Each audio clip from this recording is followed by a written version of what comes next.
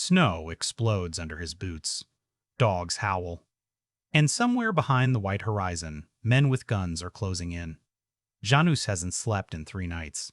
Soviet guards dragged him from his home, called him a spy, and buried him inside a frozen labor camp where the air itself feels like punishment.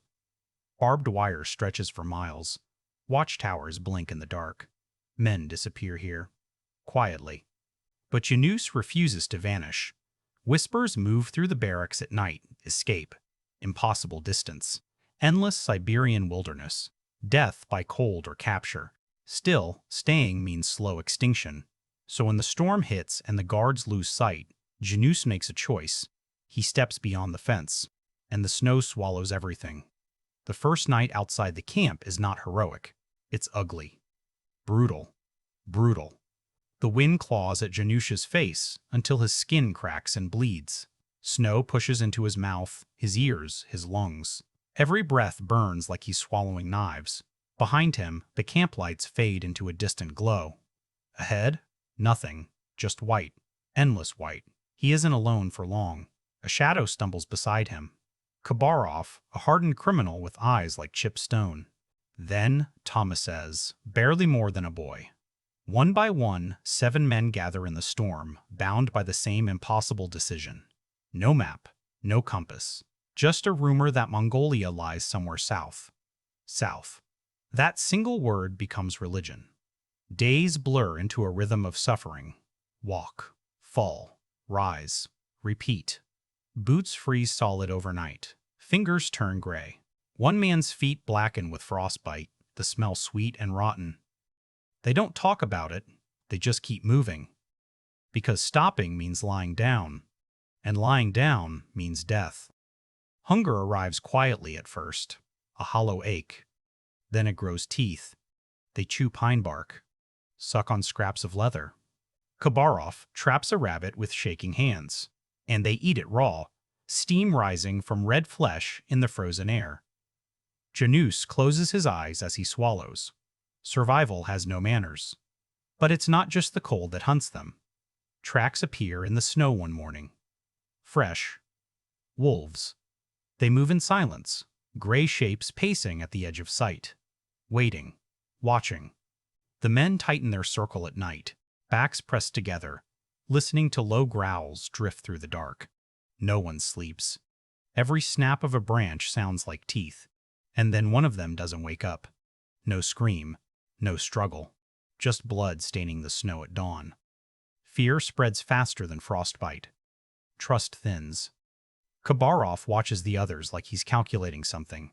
Janusz feels it too, the quiet question none of them say aloud. How many of us have to die before the rest survive? Still, he keeps walking, because somewhere beyond this frozen nightmare is freedom. His wife's face lives in his mind like a lantern, her voice, her laugh. He clings to it when his legs threaten to give out. But the Siberian forest doesn't care about love. The trees thin. The land opens.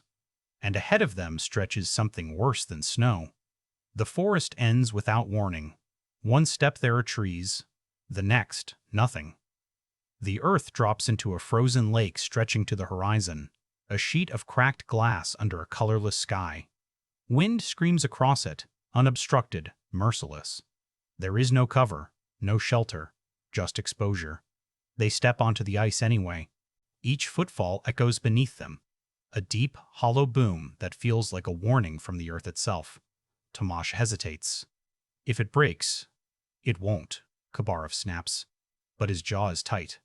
Too tight. Halfway across, the storm hits. White devours the world. The men vanish from each other's sight, reduced to blurred shapes in a spinning void. Janusz can't feel his face anymore. His eyelashes freeze together. He reaches forward and touches nothing. Panic claws at his throat. This is how men disappear, not with screams, but with silence. Then a crack. Sharp. Violent. The ice splits 10 feet away, water exploding upward in black fury. One of the men, Voss, plunges through. For a second, his hands thrash against the surface, fingers scraping for purchase. Janusz lunges, belly sliding across the ice, grabbing Voss's wrist. The water soaks through Janusz's sleeve instantly, biting like acid. "Pull," he screams. They drag Voss out, but his body is already shaking uncontrollably. Lips blue, eyes unfocused. They run. Not from guards, not from wolves, from the cold itself. Voss collapses before they reach the far side. They try to warm him, rub his arms, whisper his name. Nothing. Silence. They leave him there. Because they have to. By the time they reach land again, they are fewer. Smaller. The world feels larger. And then, as if Siberia hasn't finished testing them, they see smoke in the distance. A hut. Hope is dangerous. But they move toward it anyway. Inside lives a man who looks more ghost than human. An old Russian exile, alone for decades. His beard is white as frost. His eyes hold no surprise at the sight of them. Just recognition. "You're walking south," he says, voice cracked. Everyone thinks south is closer than it is. He gives them dried fish, a map scratched from memory. Mongolia, he tells them, is months away. And between here and there lies the Gobi Desert. Desert. The word feels absurd after so much ice. That night, as they rest for the first time in weeks, Janusz stares into the weak firelight. Months more. More death. More distance. Some of the men exchange looks. The kind that say maybe turning back isn't surrender. Maybe it's survival. Janusz feels doubt creep in like frost under a door. But turning back means chains. Interrogations. A bullet in the snow. Forward means suffering. He closes his eyes. I didn't come this far to die a prisoner. At dawn, they leave the hut. Behind them, the old exile watches in silence. Ahead of them, the wilderness waits. The cold begins to loosen its grip, but it doesn't feel like mercy. Snow thins into mud. Ice becomes slush. Their boots rot. Every step now sinks, sucking at their legs like the earth is trying to pull them back to Siberia. The landscape shifts from white to gray, then to endless brown plains that roll beneath a bruised sky. And with the thaw comes tension. Khabarov grows restless. He walks ahead of the group, muttering about pace, about weakness. One night, he accuses Tamaz of slowing them down. The boy's hands tremble, raw and bleeding from frostbite. Janusz steps between them. For a moment, it feels like the camp again. Hierarchy, threat, dominance. But here, there are no guards, only choice. Khabarov backs off, smiling. That's worse. Days later, they find something impossible. A young woman collapsed near a railway line, half buried in dirt and exhaustion. Her name is Irina. Polish, like Janusz. She escaped from a collective farm, walking alone for weeks. Her lips are cracked, her eyes sunken but defiant. When she stands, she sways, yet refuses help. Now they are 8. Her presence changes the air between them. Conversations soften. Khabarov watches her too long. Janusz feels a new weight settle on his shoulders. Protective, unspoken. Another life to worry about. Another reason not to fail. But survival doesn't pause for kindness. Food disappears faster. Water grows scarce. The plains stretch wider, emptier. They follow the rail line south, convinced it must lead somewhere civilized. Instead, it leads them to patrol tracks, fresh boot prints in the dirt. Soldiers. They drop flat as a truck rumbles past in the distance. Dust rises. Engines fade. Hearts hammer. Capture here would mean being dragged back across everything they endured. That night, Tamazi breaks. I can't, he whispers, staring at his ruined hands. I can't do this anymore. Silence hangs heavy. No one argues. Because they all feel it. Janusz kneels beside him, presses his forehead to the boy's. You don't walk the whole way, he says quietly, just the next step, then the next. It sounds simple. It isn't. The next morning, Tamazi doesn't wake up. Not wolves, not soldiers, just exhaustion that finally won.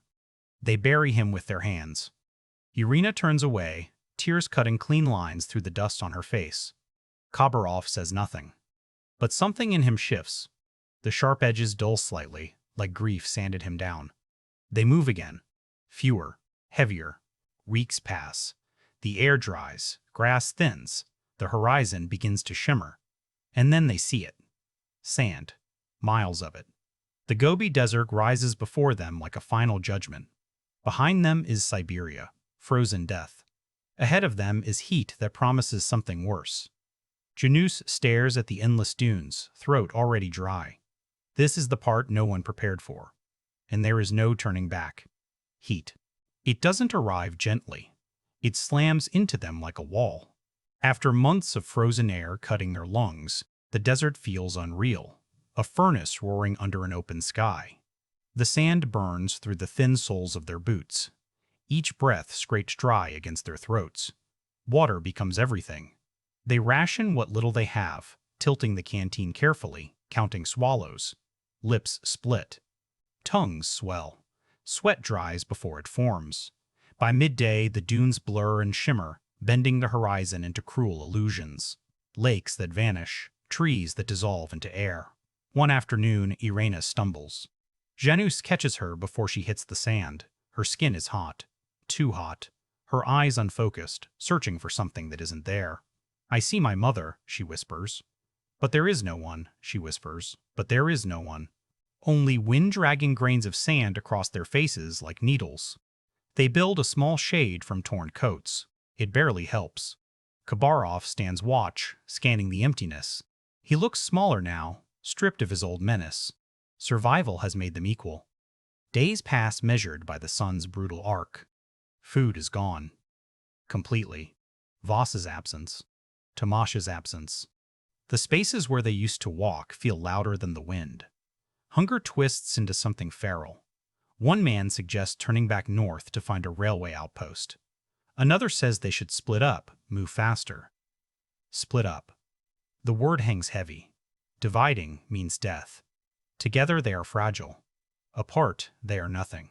That night, under a sky flooded with cold stars, Khabarov finally speaks the fear none of them dared voice. We won't all make it. Silence answers him. Janusz stares into the darkness. He thinks of his wife again. The curve of her smile, the way she used to tuck her hair behind her ear. He can almost hear her voice telling him to live. Not survive. Live. Morning brings no mercy. One of the men collapses at noon. He doesn't ask for help, just sinks to his knees, then to his side, as if lying down for a brief rest. They try to lift him. He pushes them away. Go. His voice is barely sound. They hesitate. Then they obey. Walking away from a living man feels worse than burying a dead one. The desert stretches on, indifferent. And then, movement. Far ahead, shapes against the horizon. Camels. Riders. For a second, Janusz thinks it's another mirage. But the shapes grow clearer. Real. Mongolian nomads. Hope surges so violently it almost hurts. The riders approach cautiously, eyes sharp. Foreigners stumbling out of the Gobi look less like men and more like ghosts. Janusz forces his cracked lips to form words. Help. The nomads exchange glances. Long seconds pass. Then one of them dismounts and offers water. Cold. Real. Life. Janusz drinks. Just a mouthful. It tastes like salvation. But even as relief floods through him, he knows this isn't the end. Mongolia means freedom from the Soviets. It does not mean safety. Not yet. Behind them lies everything they lost. Ahead lies a border still unwritten. And freedom, it seems, demands one more test. The water brings them back from the edge of death, but it doesn't erase what the desert took. The Mongolian nomads move like quiet guardians across the dunes, their faces weathered, unreadable. They give the escapees fermented milk, dried meat, a place near their fire. Janusz feels strength crawl slowly back into his limbs. Not much. Just enough to stand without swaying. But recovery has a cost. One of their remaining men, weakened too long by hunger, cannot hold on, even with water, even with shade. His breathing turns shallow, eyes staring past the flames into something only he can see. Irina grips his hand as he slips away. No wolves, no ice, just a body finally empty. They bury him beneath the sand.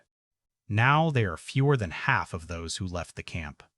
The nomads guide them toward the Mongolian border, warning them in broken phrases about patrols, about shifting alliances.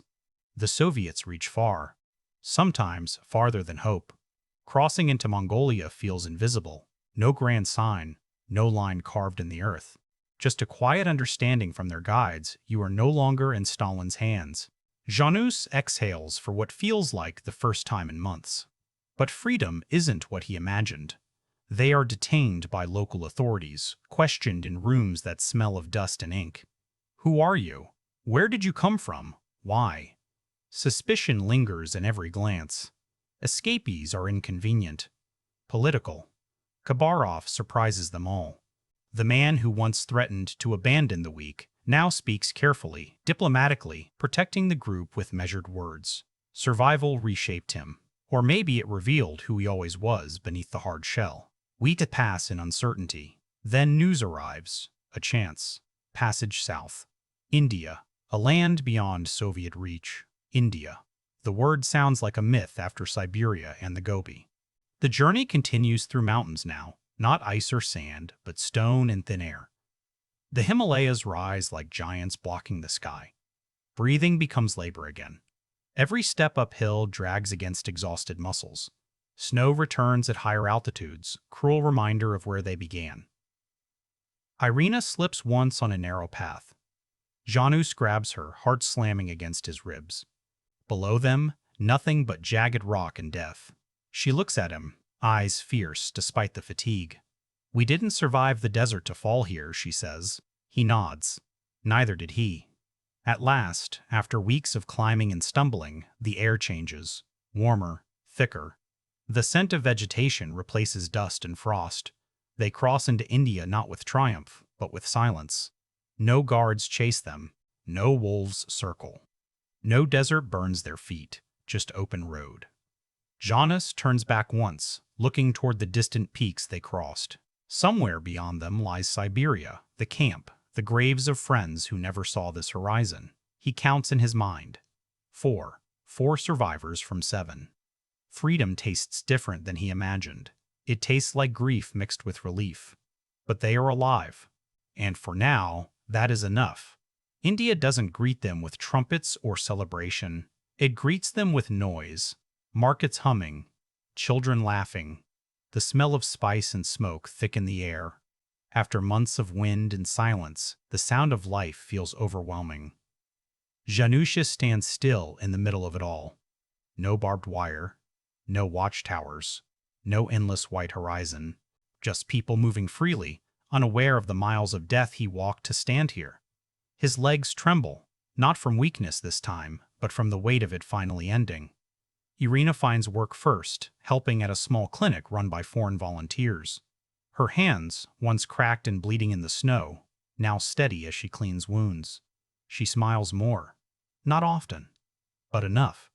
Khabarov surprises them again. The hardened criminal who once spoke of survival like war now spends evenings teaching local children simple Russian phrases, his rough voice softer than any of them imagined possible. The desert didn't just strip him down, it rebuilt him. And Janusz? He writes letters. To his wife. To governments. To anyone who might listen. Words become his way home. Each sentence a reminder that he existed beyond the camp, beyond the snow. He tells the story of the men who didn't make it. Voss beneath the ice, Tamas in the mud, the nameless graves swallowed by sand. He writes so they are not erased. But freedom carries a strange silence. Some nights he wakes sweating, convinced he hears wolves circling. Other nights he feels ice cracking beneath him. The body leaves Siberia before the mind does. Trauma lingers like a shadow at dusk. Still, the sun rises warm over India. Months later, news finally arrives. He is free to travel. A path back to Poland opens, fragile but real. He holds the paper in shaking hands. So much distance still between him and home. Yet, for the first time, the distance feels human, crossable. On his last evening before departure, he walks alone to a quiet hill overlooking the town. The sky burns orange and gold. He thinks of the first step beyond the camp fence. Snow swallowing everything. He remembers the desert swallowing the weak. He remembers burying friends with frozen hands. 4 left the camp. 4 reached freedom. But none of them are the same men who stepped into that storm. Janusz closes his eyes and lets the warm wind touch his face. No guards, no fences, just air. He survived Siberia, the ice, the desert, the mountains. Not because he was the strongest, but because he kept taking the next step. And somewhere beyond the horizon, home is waiting. Peter Weir has always been drawn to stories about men pushed to the edges of civilization. From the psychological isolation of Picnic at Hanging Rock to the naval claustrophobia of Master and Commander, his cinema circles one obsession: what happens when human beings are stripped of comfort, certainty, and control. In 2010, with The Way Back, he returned to that question in its most brutal form, placing a group of prisoners inside a Soviet Gulag and then daring them to walk 4,000 miles to freedom. Not metaphorically. Literally. This wasn't a studio-driven franchise play. It was a deeply personal project for Weir. The film is loosely inspired by the memoir The Long Walk by Sławomir Rawicz, though historians have long debated its factual accuracy. Weir didn't treat it as documentary truth, he treated it as myth, and that distinction matters. Because The Way Back isn't obsessed with proving whether every mile happened, it's concerned with what the journey represents: endurance as identity. By the time Weir made this film, he had already cemented himself as a director who trusted silence. Think about The Truman Show. Its emotional power comes not from spectacle, but from pauses, from glances. In The Way Back, that restraint becomes survival language. Dialogue is sparse. Faces do the heavy lifting. Landscapes speak louder than speeches. You can feel a filmmaker in the late stage of his career, stripping things down to essentials. The production backing reflected that seriousness. The film was distributed by Newmarket Films in the US, with international partners supporting its release in late 2010. It wasn't built as a blockbuster. With a reported budget of around $30 million, it sat in that increasingly rare space, mid-budget adult drama. No capes, no franchise hooks, just men, snow, and distance. In an era dominated by spectacle-driven tentpoles, that alone felt almost rebellious. Weir was drawn not just to the physical journey, but to the psychological one. A Siberian Gulag in 1940 is not simply a setting. It's a pressure chamber. The opening act inside the labor camp establishes his thesis. Totalitarian systems attempt to erase individuality. Names become numbers. Accusations become facts. Survival requires moral compromise. The escape, then, isn't just about crossing terrain. It's about reclaiming personhood. Here's what makes Weir's vision compelling. He doesn't romanticize suffering. The cold bites. The hunger gnaws. The desert later in the film doesn't shimmer beautifully. It scorches. He shoots nature not as postcard imagery, but as indifferent force. Compare this to survival films that treat landscape as aesthetic backdrop. Weir frames it as antagonist. The environment isn't evil. It simply doesn't care whether you live. And yet, paradoxically, the film is not cynical. Beneath the frost and dust lies a quiet humanism. The group of escapees, Polish officer Janusz, the hardened American Mr. Smith, the volatile Russian criminal Volka, and others, form fragile alliances. Weir is fascinated by how shared suffering reshapes hierarchy. In prison, power is imposed. On the run, leadership emerges through trust. Thematically, the film aligns with Weir's broader career. He consistently explores systems versus individuals. Boarding schools, naval ships, media empires. Here, the system is Stalinist repression. But unlike Dead Poets Society, where rebellion feels poetic, this rebellion is physical. Blisters, frostbite, sunstroke. Its ideology reduced to flesh. Visually, Weir signaled early that this would be a film about scale. Shooting took place across Bulgaria, Morocco, and India to replicate Siberia, the Gobi Desert, and the Himalayas. That commitment to practical landscapes, rather than digital fabrication, anchors the story in tactile reality. Snow crunches, sand swallows footsteps. Mountains loom without green screen polish. You don't just watch the journey, you feel the miles. There's also something quietly autobiographical in Weir's choice to end his directing career. This became his final feature, with a story about persistence. Filmmaking itself is endurance. Decades of navigating studios, budgets, actors, weather. The Way Back feels like a meditation from a director who has walked a long road himself. But vision alone doesn't carry a film across 4,000 miles. A story this punishing needs a screenplay structured with precision balancing character arcs against relentless forward motion. How do you make walking cinematic? How do you keep tension alive when the antagonist is weather and distance? The blueprint for that journey begins on the page. And that's where we're heading next.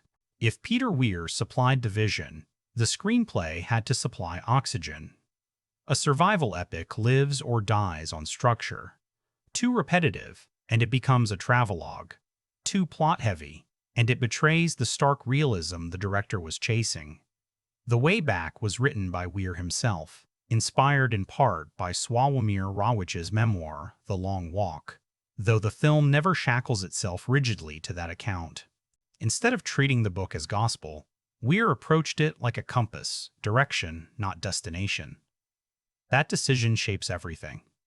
The script isn't obsessed with verifying history, it's obsessed with momentum. From the opening arrest of Janusz in Soviet-occupied Poland to the icy brutality of the Gulag, the first act establishes a world where justice is irrelevant. Interrogations are quiet, methodical, terrifying. No melodramatic villain speeches, just paperwork and pressure. The system crushes you politely. It's chilling. And here's the trick. The screenplay understands that escape isn't the climax, it's the midpoint ignition. Many prison films build toward breakout as the emotional high. Weir flips that expectation. The actual journey is the movie, which means the script must constantly evolve stakes. Snow becomes starvation. Starvation becomes thirst. Thirst becomes altitude sickness. The antagonist changes, but it never leaves. Structurally, the film follows a classical three-act progression, though it feels looser, almost novelistic. Act 1, imprisonment and moral erosion. Act 2, Siberian wilderness and fragile alliance. Building. Act 3, the Gobi Desert and the Himalayas. Nature stripped to elemental force. Each shift in geography doubles as a psychological phase. Cold isolates. Heat exposes. Mountains test faith. The screenplay uses terrain as character development. Dialogue is sparse by design. These men conserve energy the way real survivors would. Conversations are practical food, direction, trust. When philosophical exchanges do surface, they're earned. Mr. Smith, the taciturn American played by Ed Harris, doesn't deliver monologues about freedom. He offers fragments. Half-sentences. You piece him together the way the group does. It's writing that respects silence. One of the smartest choices in the script is the inclusion of Irina, the young Polish orphan who joins the group midway. On paper, she risks feeling like a symbolic device. Hope personified. In execution, she complicates the dynamic. Suddenly, survival isn't just about endurance, it's about protection. Her presence forces moral recalibration. Do you ration differently? Walk slower? Risk more? The screenplay injects emotional stakes without resorting to sentimentality. The pacing walks a razor's edge. A story about walking could easily feel repetitive. But the script avoids monotony through escalation rather than incident. There aren't endless random obstacles. Instead, each new environment intensifies the previous hardship. The cold numbs. The desert burns. The mountains suffocate. You feel progression not because events are flashy, but because conditions worsen. And yet, the screenplay resists traditional character backstory dumps. We get glimpses. Janusz's wife, Smith's shadowy past, Valka's criminal volatility, but never full biographies. That restraint mirrors reality. In survival situations, you don't get full character dossiers. You judge based on behavior. Trust becomes currency. The writing captures that transactional psychology beautifully. There's also a moral ambiguity baked into the script. These men are not saints. Some were political prisoners, some were criminals. Survival equalizes them. In a lesser screenplay, that might become preachy. We are all the same beneath systems. Weir doesn't underline it. He lets actions speak. Who shares food? Who hoards it? Who falters? Character is revealed in deprivation. Comparatively, think about survival narratives like Alive or Cast Away. Those films hinge on dramatic singular events, plane crashes, isolation monologues. The Way Back operates differently. Its drama accumulates slowly. The tension isn't explosive. It's attritional. Every mile matters because the script makes you count them emotionally. The most daring choice. The ending doesn't crescendo with bombast. There's no swelling speech about liberty. Freedom arrives almost quietly, almost anticlimactically. Because the real climax was persistence itself. The screenplay understands something profound. Survival stories aren't about the moment you're saved. They're about every moment you weren't. And that approach demands actors who can communicate volumes with minimal dialogue, performers capable of carrying silence without letting it collapse into emptiness. Casting this film wasn't about star wattage alone. It was about finding faces that could endure the camera's scrutiny for miles on end. That search, who embodies resilience, who embodies doubt, who embodies moral tension, is where the next chapter begins. Casting The Way Back wasn't about assembling marquee names for marketing posters. It was about endurance. Faces that could hold up under snow glare, desert sun, and long stretches of silence without losing interior life. This isn't a film where characters win you over with speeches. They win you over by surviving another step. Peter Weir needed actors who could communicate thought before dialogue arrived. That's a rare skill. Jim Sturgess was chosen to anchor the film as Janusz Wieszczek, the young Polish officer whose wrongful imprisonment ignites the escape. At the time, Sturgess was coming off roles in Across the Universe and 21, films that showcased charm and romantic intensity. This was different. Janusz isn't flamboyant, he's steady, moral, quietly determined. Weir saw in Sturgess a kind of contained fire, a performance style that doesn't announce itself but grows on you. It's a gamble casting a relatively youthful actor as the moral compass of a survival epic. But that vulnerability becomes strength. Opposite him stands Ed Harris as Mr. Smith, the hardened American whose past remains murky.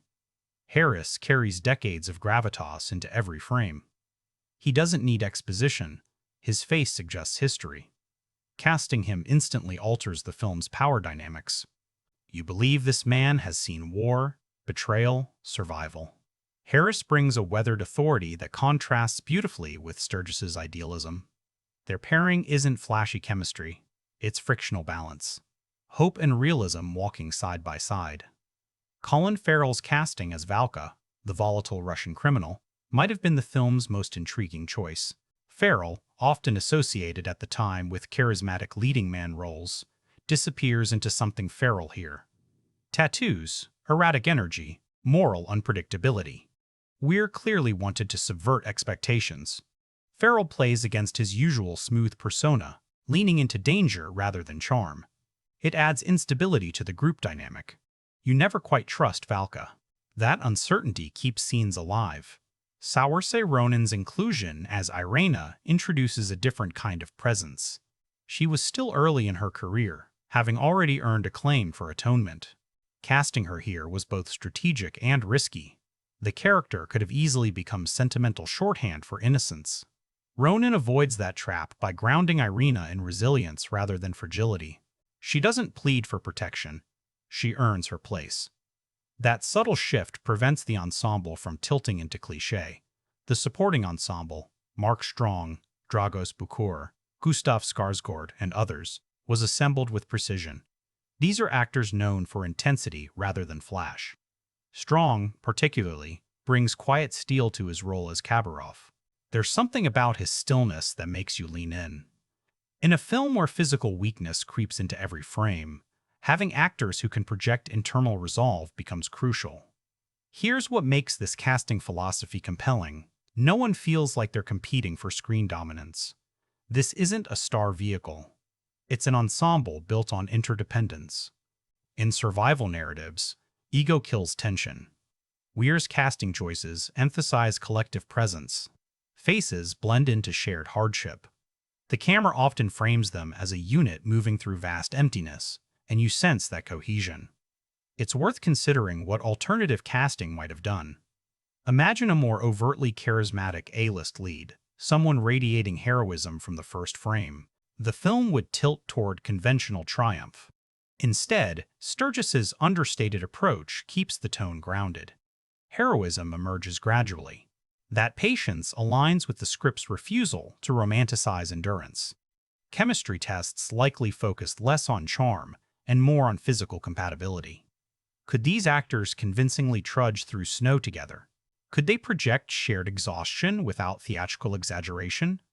Weir is known for rehearsing extensively to build ensemble rhythm. You can feel that preparation. Movements sync. Glances register. The group dynamic feels lived in rather than assembled. Casting also reflects thematic layering. Janusz represents faith in humanity. Smith embodies pragmatic survival. Valka injects moral chaos. Irena carries generational hope. The ensemble becomes a spectrum of responses to oppression. Each actor wasn't just chosen for talent, but for what their screen persona symbolized within that spectrum. And once the casting puzzle locks into place, performance becomes the true battleground. Because surviving on screen without grand speeches demands a different caliber of acting. It demands micro-expressions, controlled breath, physical deterioration that feels earned rather than cosmetic. That's where this film either convinces you or loses you. And that's exactly where we're heading next. The most devastating moment in The Way Back doesn't arrive with a scream. It arrives with restraint, a face stiff from cold, eyes that refuse to break. That's where the film earns its emotional weight. Inside performances that understand suffering isn't loud, it's endured. And Jim Sturgess, as Janusz, carries that burden with a quiet discipline that sneaks up on you. Sturgess plays Janusz not as a fiery revolutionary, but as a man guided by internal compass. Watch his posture in the Gulag sequences, upright, controlled, even when interrogated. His wife has falsely confessed against him under Soviet pressure, and yet he doesn't collapse into melodrama. The pain flickers behind the eyes, contained. That containment becomes the character's spine. Janusz survives because he refuses to let the system rewrite who he is. There's a specific moment during the trek through Siberia when exhaustion starts to claim the group. Sturgess doesn't overplay fatigue. He lets it seep in, gradually shortened breath, slowed reaction, micro-hesitations before speaking. Physical deterioration becomes incremental rather than theatrical. That choice matters. Survival here isn't cinematic spectacle. It's erosion. He makes you feel the miles accumulating. Ed Harris approaches Mr. Smith from the opposite direction.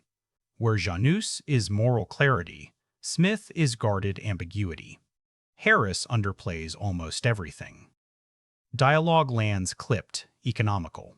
Shoulders slightly hunched, eyes scanning constantly.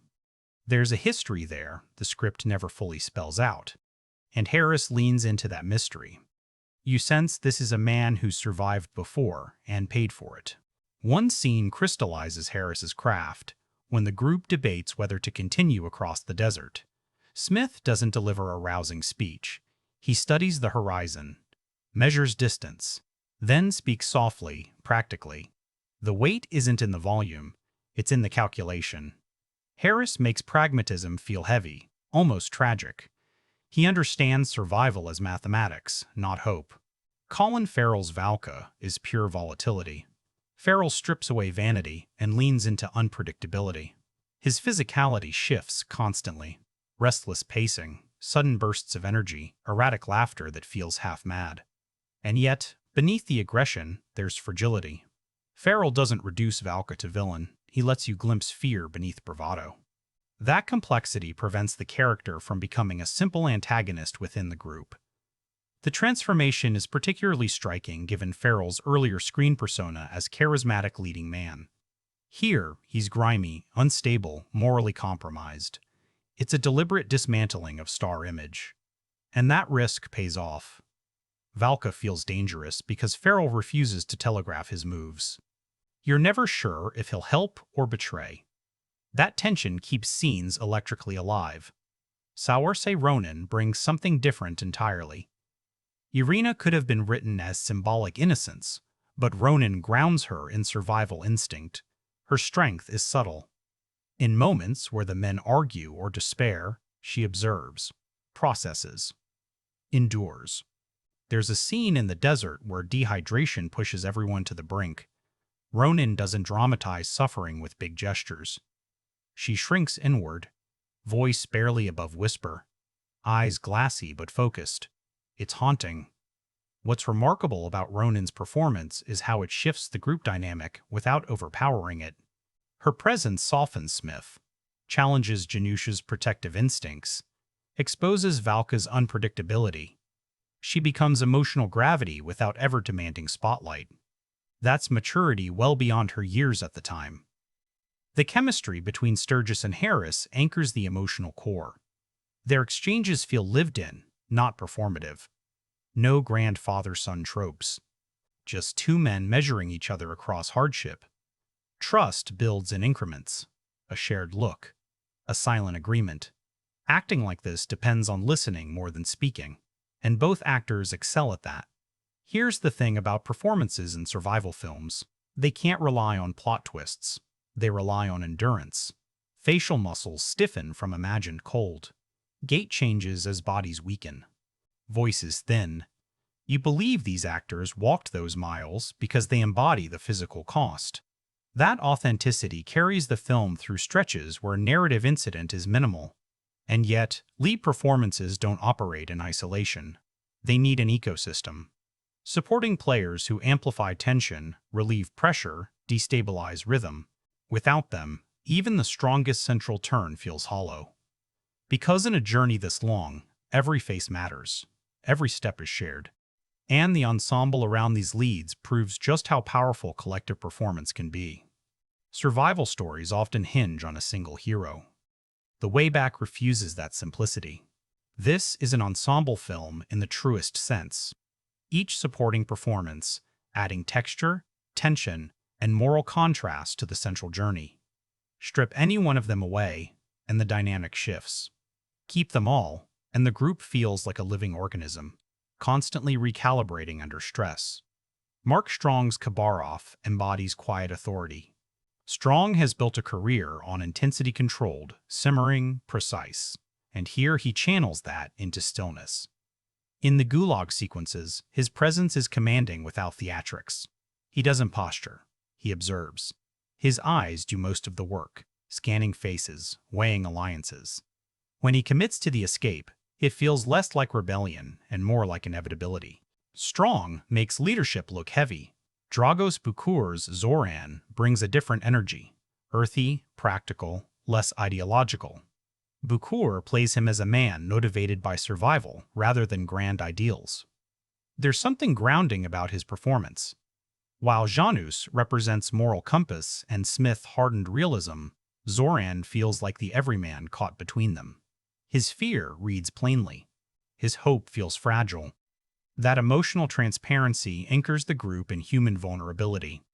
Gustav Skarsgård, as Voss, introduces a layer of intellectual fragility. Skarsgård doesn't overemphasize weakness. Instead, he lets it creep in. Slight delays in movement. Hesitations before speech. A gaze that lingers a second too long on distant horizons, as if calculating odds he already knows are slim.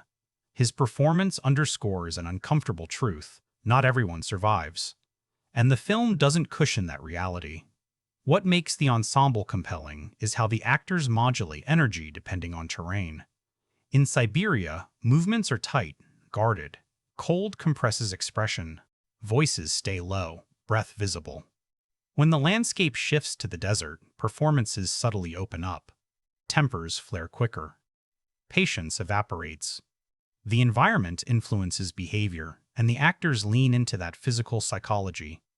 It feels organic rather than directed. There's a particularly effective sequence in the Gobi Desert where dehydration fractures unity. Watch the group dynamic there. Conversations shorten. Eye contact decreases. Even shared walking rhythm breaks. The ensemble communicates fracture without overt confrontation. That kind of coordination doesn't happen accidentally.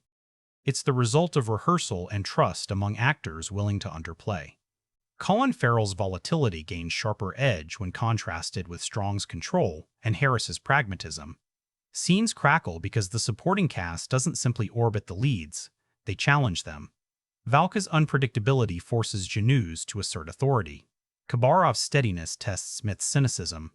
These aren't background players filling space, they're pressure points. Saoirse Ronan's Irena also transforms how the men behave around each other. The ensemble softens in her presence, but not sentimentally. Protective instincts surface, yes, but so does tension. Rationing becomes moral calculus.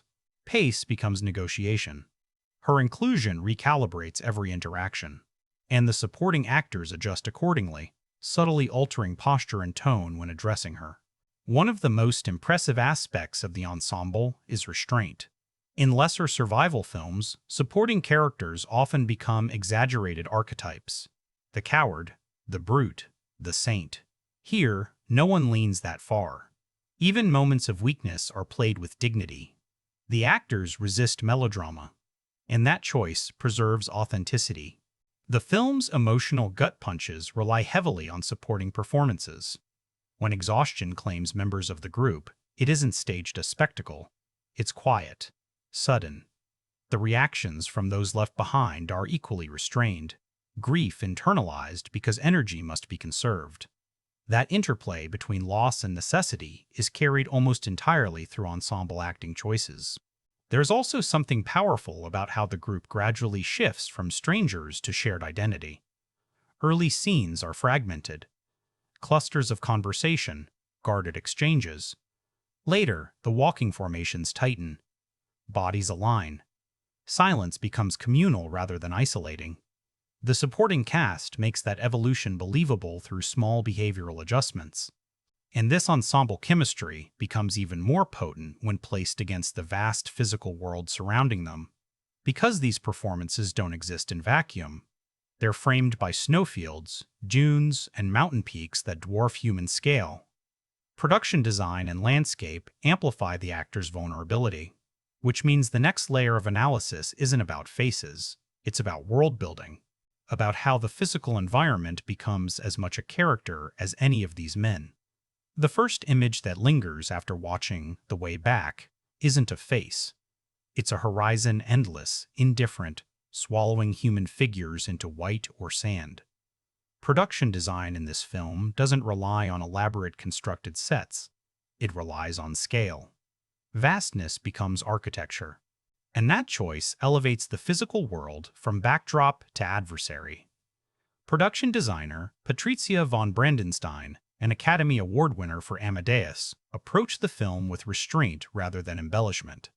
The Gulag sequences, shot in Bulgaria, are stark and utilitarian. Wooden barracks stripped of warmth, mud that feels permanently frozen, fences cutting through snow like scars. There's no stylized exaggeration here.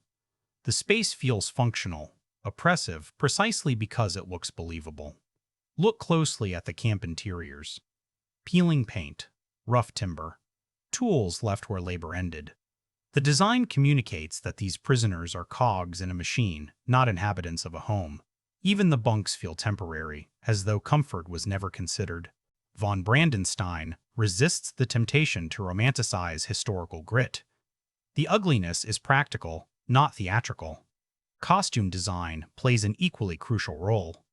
Layers of worn fabric, patched coats, boots that look seconds away from disintegration. You can almost feel the stiffness of frozen cloth. As the journey progresses, wardrobe deteriorates visibly. Fabric frays. Colors bleach under sun. The costumes become narrative markers. Physical evidence of miles endured. No dialogue required. When the group escapes into Siberia's wilderness, the production philosophy shifts from constructed oppression to natural indifference. Snowfields stretch without end. Trees thin out into emptiness.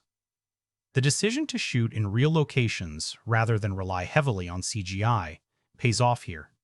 There's texture in the snow, unevenness in the terrain.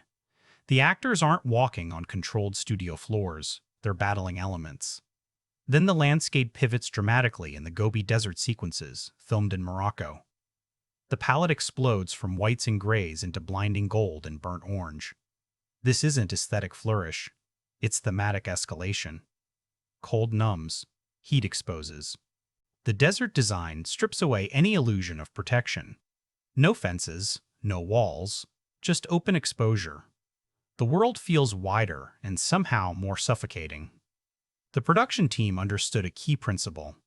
Contrast creates impact.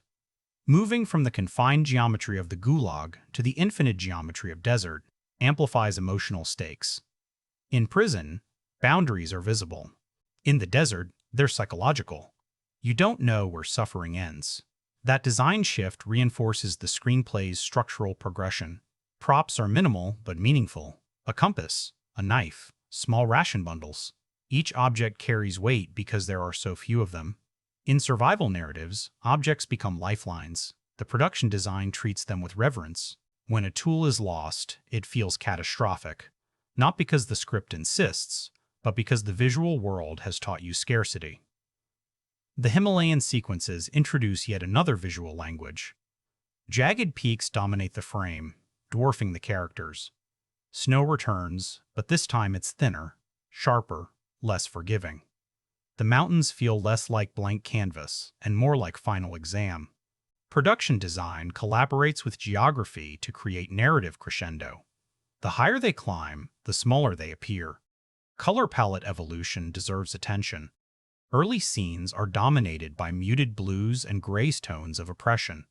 The desert injects harsh yellows and reds tones of desperation. By the time the mountains arrive, the color drains again, returning to stark whites.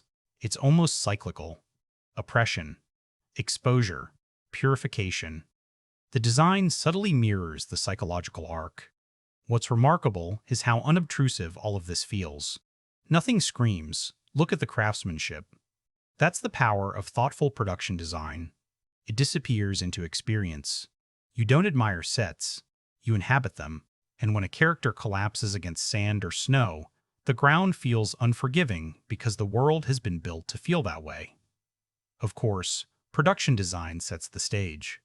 But how that stage is captured, the lens is chosen, the framing decisions, the way light hits frost or sand, that's where visual storytelling either transcends or merely records. Because in a film about distance, how you frame distance matters. And the cinematography here understands that completely. The desert sequence is where The Way Back reveals its visual ambition in full. A line of human figures reduced to silhouettes against an ocean of sand. No quick cutting, no frantic camera movement, just distance. Cinematographer Russell Boyd, who previously collaborated with Peter Weir on Master and Commander, understands something fundamental here. Scale is storytelling. Boyd shot the film on 35mm, and that choice matters. Film stock captures light differently than digital grain breathes. Highlights bloom, shadows carry texture. In Siberia's snowfields, the whites don't flatten into sterile brightness. They shimmer, almost blinding, but alive. The cold isn't just seen, it feels sharp. Boyd avoids overexposing the snow, preserving detail in a landscape that could easily become visual monotony. Framing becomes psychological language. Early in the Gulag, compositions are tight. Bars slice through the frame. Characters are boxed in by wooden beams and cramped interiors. The aspect ratio, 2.35:1 widescreen, might suggest openness, but Boyd uses that width to emphasize confinement.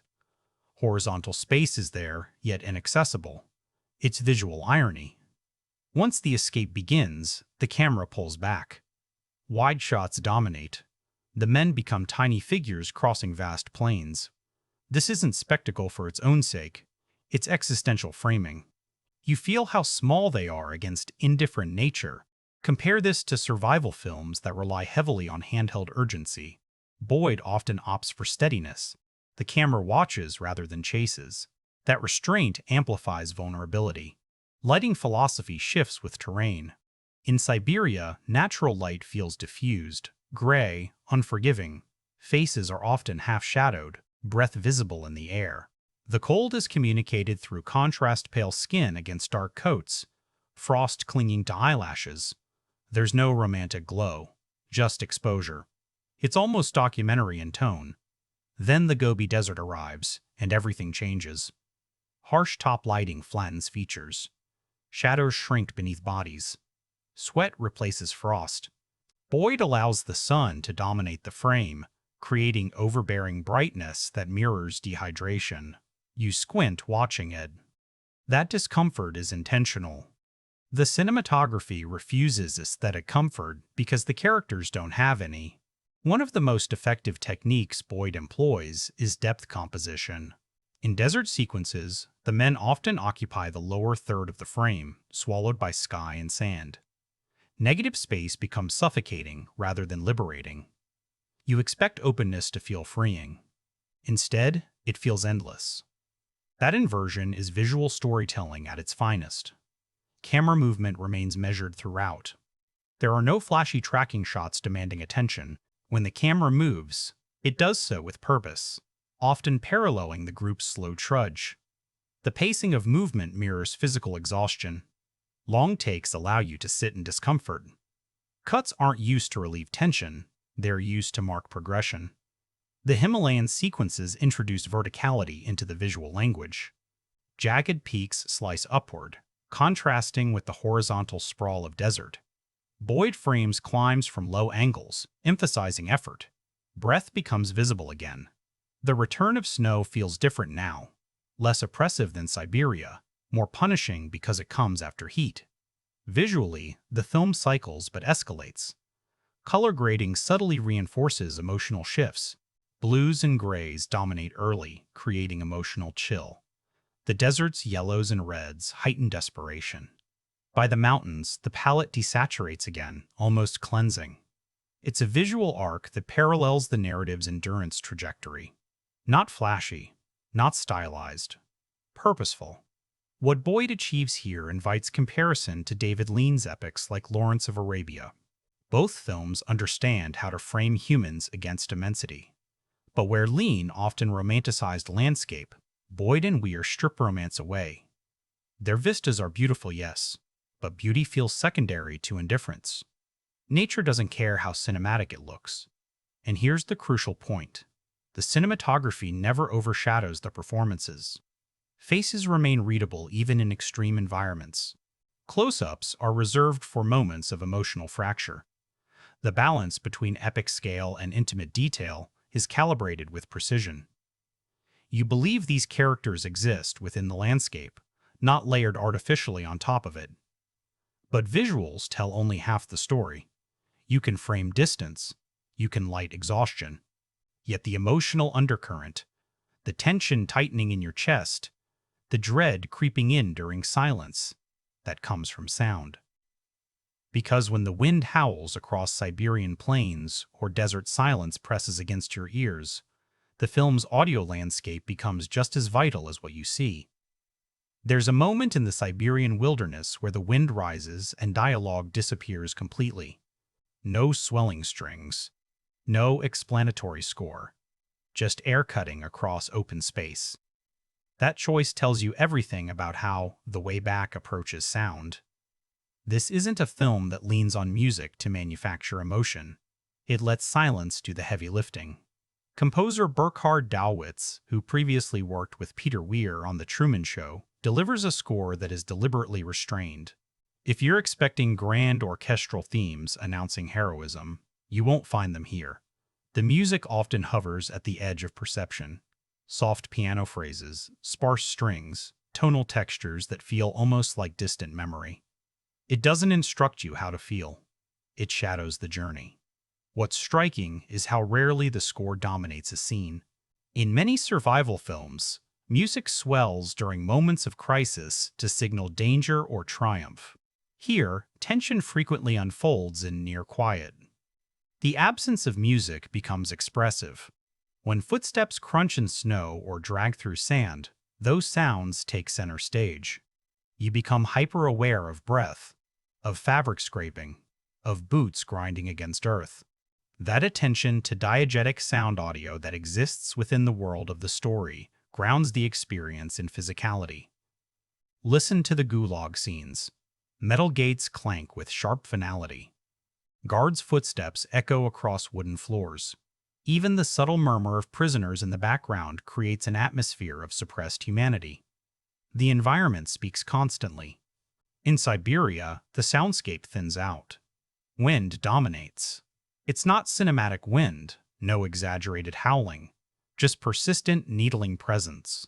The kind that would slowly wear down resolve. Silence between gusts feels almost heavier than the gusts themselves. You're left sitting in emptiness. That emptiness becomes tension. Then the desert flips the equation. Instead of biting cold air, you get oppressive stillness. No rustling leaves, no distant animal calls, just heat and the dull thud of tired steps. Sound design communicates dehydration long before dialogue mentions it. Voices grow hoarse, words shorten, breathing becomes labored. The audio landscape mirrors physical collapse. There's a subtle brilliance in how the mix shifts perspective. In moments of extreme exhaustion, ambient sound drops slightly, as though we're slipping inside a character's head. The world dulls. Pulse grows louder. It's not an overt stylistic flourish, but it deepens immersion. You feel disorientation rather than simply observing it. Dalwitz's score, when it does rise, feels elegiac rather than triumphant. During transitional sequences, walking montages across shifting terrain, the music often introduces gentle melodic lines that suggest reflection rather than victory. It frames endurance as meditation. You're not meant to cheer. You're meant to contemplate. One particularly effective moment comes late in the journey, when survival feels almost mathematically impossible. The score introduces faint strings that don't swell. They sustain. A held note, almost fragile. It underscores the idea that survival is hanging by thread. When that note finally resolves, it doesn't explode into celebration. It fades. Freedom, in this film, isn't loud. Silence becomes especially powerful in scenes of loss. No manipulative crescendo, just absence. The wind continues. The journey continues. Grief doesn't pause the environment. That sonic realism reinforces the film's thematic core. Nature is indifferent. It does not mourn with you. Compared to more bombastic survival epics, this restrained approach might feel understated. But that's precisely the point. The audio design aligns with Peter Weir's overall philosophy. Less spectacle, more authenticity. Sound here doesn't decorate the image. It embeds you inside it. And when you combine that immersive soundscape with grueling location shoots across multiple continents, you begin to appreciate the scale of what it took to make this film. Because crafting such realism on screen required a production journey almost as demanding as the fictional one. And that behind-the-scenes story? It's just as compelling. Before a single frame of sand or snow made it to screen, the way back had already endured its own endurance test. This wasn't a comfortable studio shoot with climate-controlled sound stages. Peter Weir committed to practical locations across Bulgaria, Morocco, and India, standing in for Siberia, the Gobi Desert, and the Himalayas. That decision elevated authenticity. It also multiplied logistical nightmares. The Bulgarian winter sequences were physically punishing.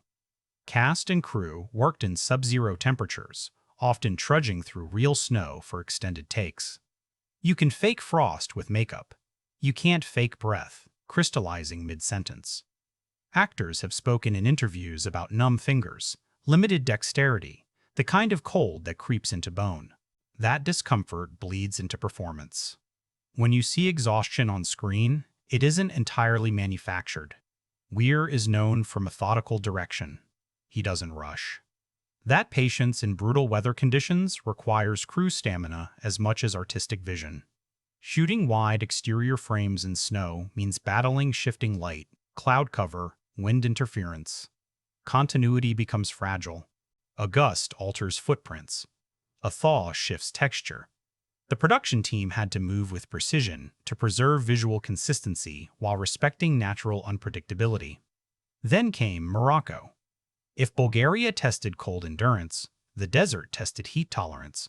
Filming in the Moroccan dunes meant confronting temperatures that could soar beyond comfort for both actors and equipment. Cameras overheat. Hydration becomes constant concern. The irony is almost poetic. The crew mirrored the fictional journey's escalation from freezing to scorching.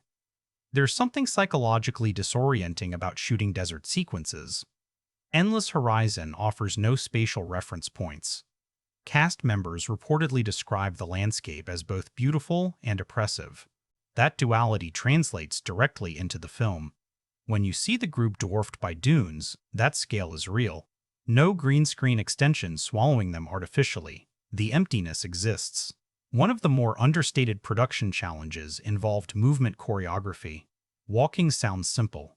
It isn't. Especially when filming long takes across uneven terrain. Actors had to maintain formation, pace, and continuity while delivering dialogue in extreme conditions. Repeating that across multiple takes under sun or snow becomes grueling. Fatigue accumulates off-camera just as it does on screen. The Himalayan sequences, filmed in India's Ladakh region, added altitude to the equation. Thin air affects stamina. Breathing patterns change. That physiological strain becomes visible in performance. Climbing at elevation isn't just acting, it's exertion. The decision to shoot in high-altitude environments rather than simulate them in controlled conditions reinforces the film's commitment to realism. Weir's directing style on set reportedly emphasized collaboration and quiet focus. He isn't a megaphone auteur barking orders. He observes, adjusts, encourages subtlety. On a physically demanding shoot, that demeanor likely helped maintain morale. Survival films can fracture cast dynamics if stress overwhelms cohesion. Here, the ensemble chemistry suggests mutual respect carried behind the scenes as well. Budget constraints also shaped production decisions. At approximately $30 million, this wasn't an unlimited resources epic. Large-scale battle sequences or elaborate set builds weren't the priority. Instead, the budget leaned into travel, location permits, and practical logistics. Money went into putting actors in real places rather than constructing artificial spectacle. There's an almost meta quality to the production journey. A film about persistence required persistent filmmaking. Long days in harsh environments, international coordination, physical discomfort baked into the schedule.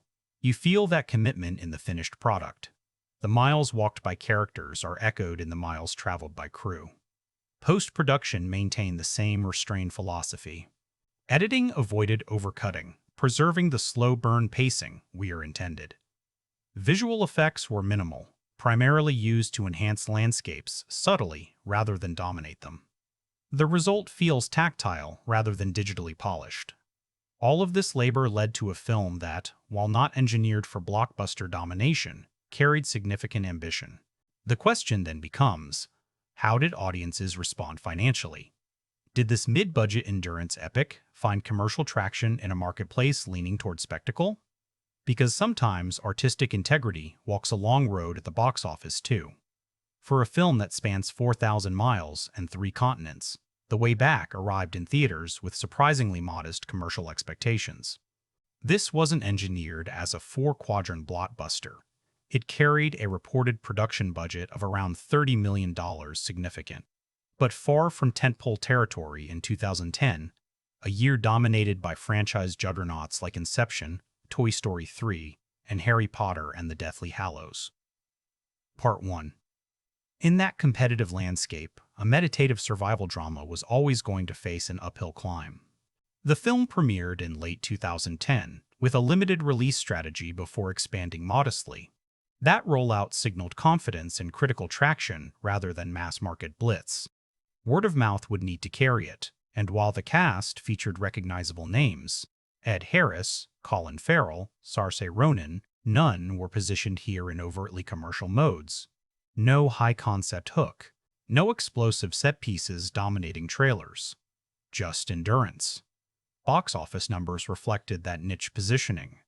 Domestically, the film earned just over $2 million in the United States. Worldwide totals reached roughly $20 million. Against its $30 million budget, that places it in the category of underperformer, at least theatrically. It didn't collapse disastrously, but it certainly didn't recoup production costs through box office alone.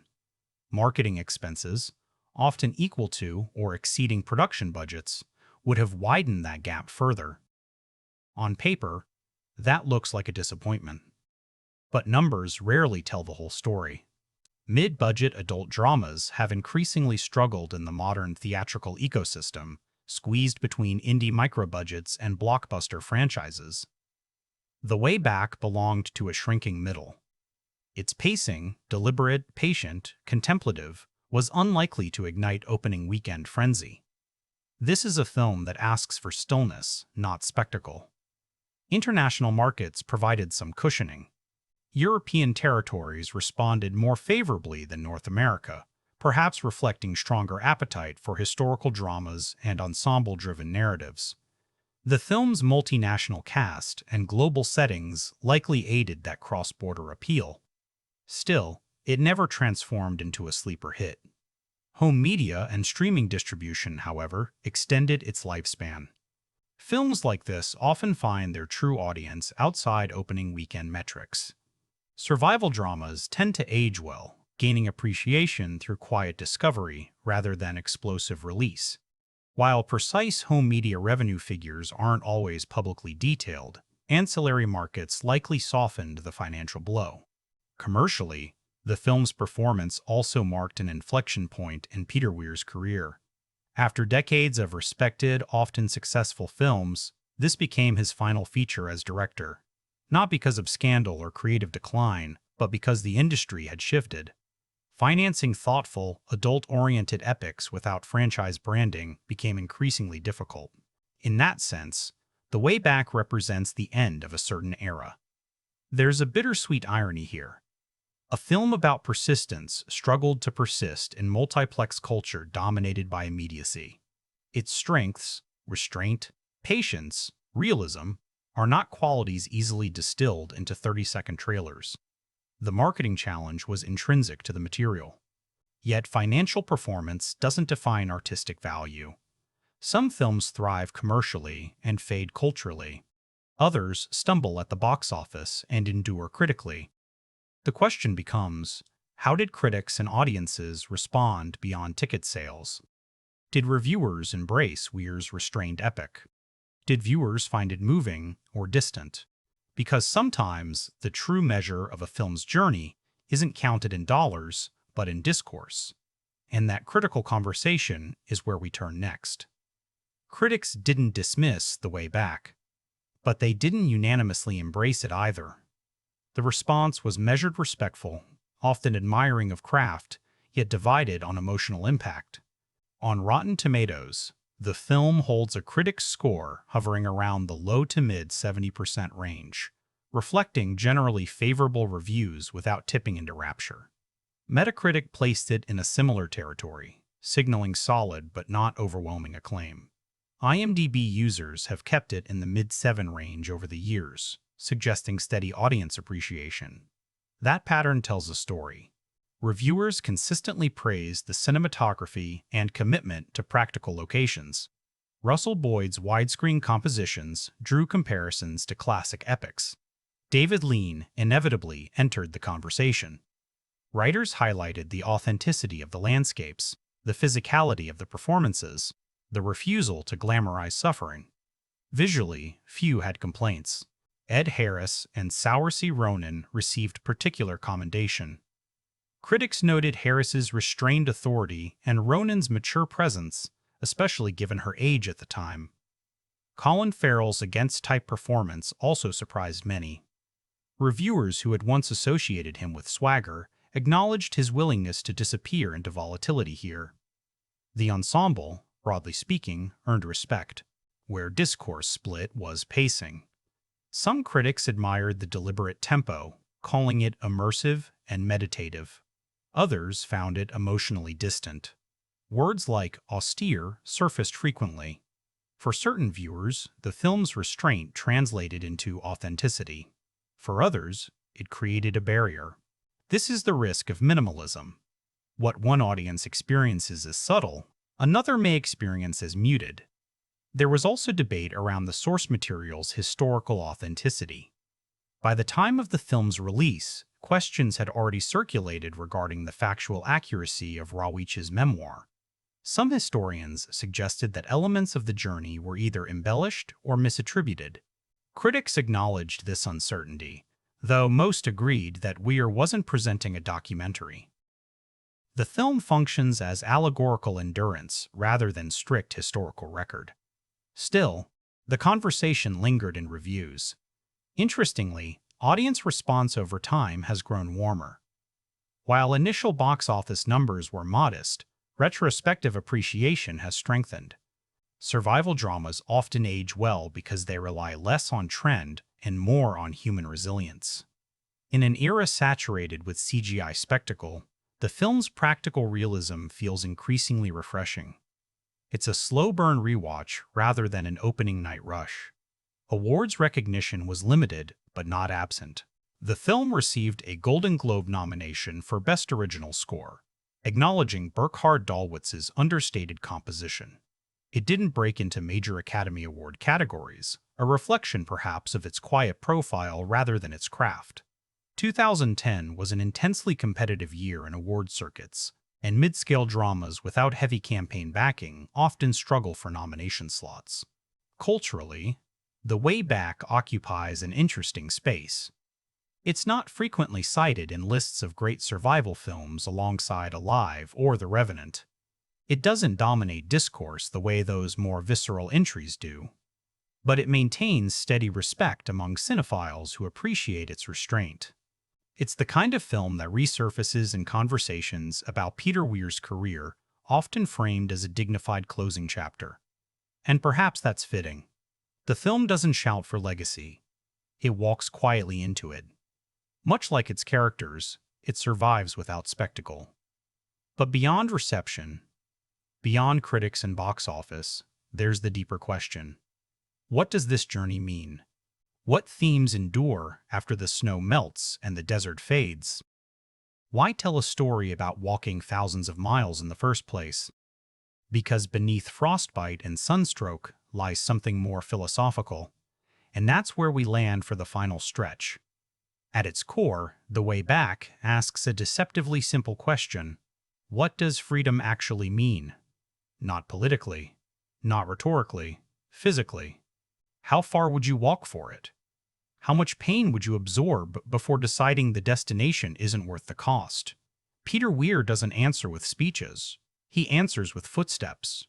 The journey across Siberia, the Gobi Desert, and the Himalayas operates on two levels.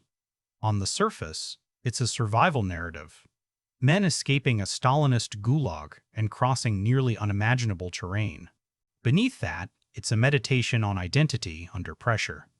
Early in the film, the Soviet system attempts to erase individuality. Confessions are coerced. Truth becomes irrelevant. Names become paperwork. The escape isn't just geographic, it's existential. To walk is to reclaim self. There's something almost spiritual about the structure. Cold strips comfort, heat strips illusion, altitude strips breath. Each environment peels away another layer of ego. By the time the group reaches the mountains, survival feels less like defiance and more like purification. Not in a romantic sense. There's nothing glamorous about frostbite. but in the sense that endurance clarifies what matters. Consider how the film treats leadership. Janusz begins as moral compass, guided by faith and human decency. Smith counters with realism bordering on cynicism. Neither philosophy wins outright. Instead, survival demands synthesis. Idealism motivates movement. Pragmatism ensures it continues. The film suggests freedom isn't achieved through purity of belief alone, but through adaptive resilience. And then there's loss. The film doesn't protect its characters from consequence. Not everyone finishes the walk. Nature doesn't negotiate. This refusal to sentimentalize survival elevates the story beyond simple triumph. Freedom is earned, yes, but it's costly. That cost lingers in the final moments.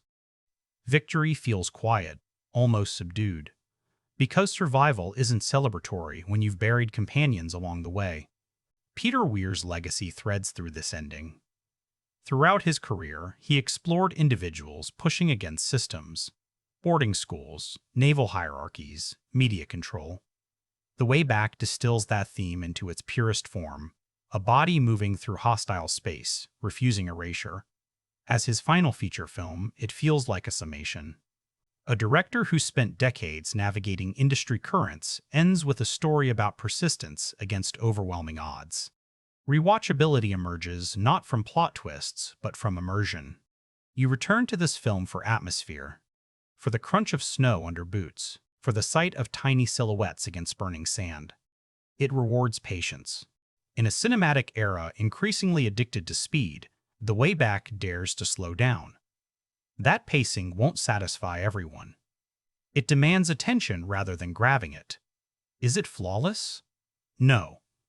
The emotional distance some critics noted remains present. Viewers seeking intense character backstories or cathartic speeches may find the film restrained to a fault. But that restraint is intentional. Weir trusts landscape and silence more than dialogue. Depending on your taste, that either deepens authenticity or creates cool detachment. What lingers most is the film's quiet assertion that freedom is not abstract. It is physical effort. It is step after step when stopping would be easier.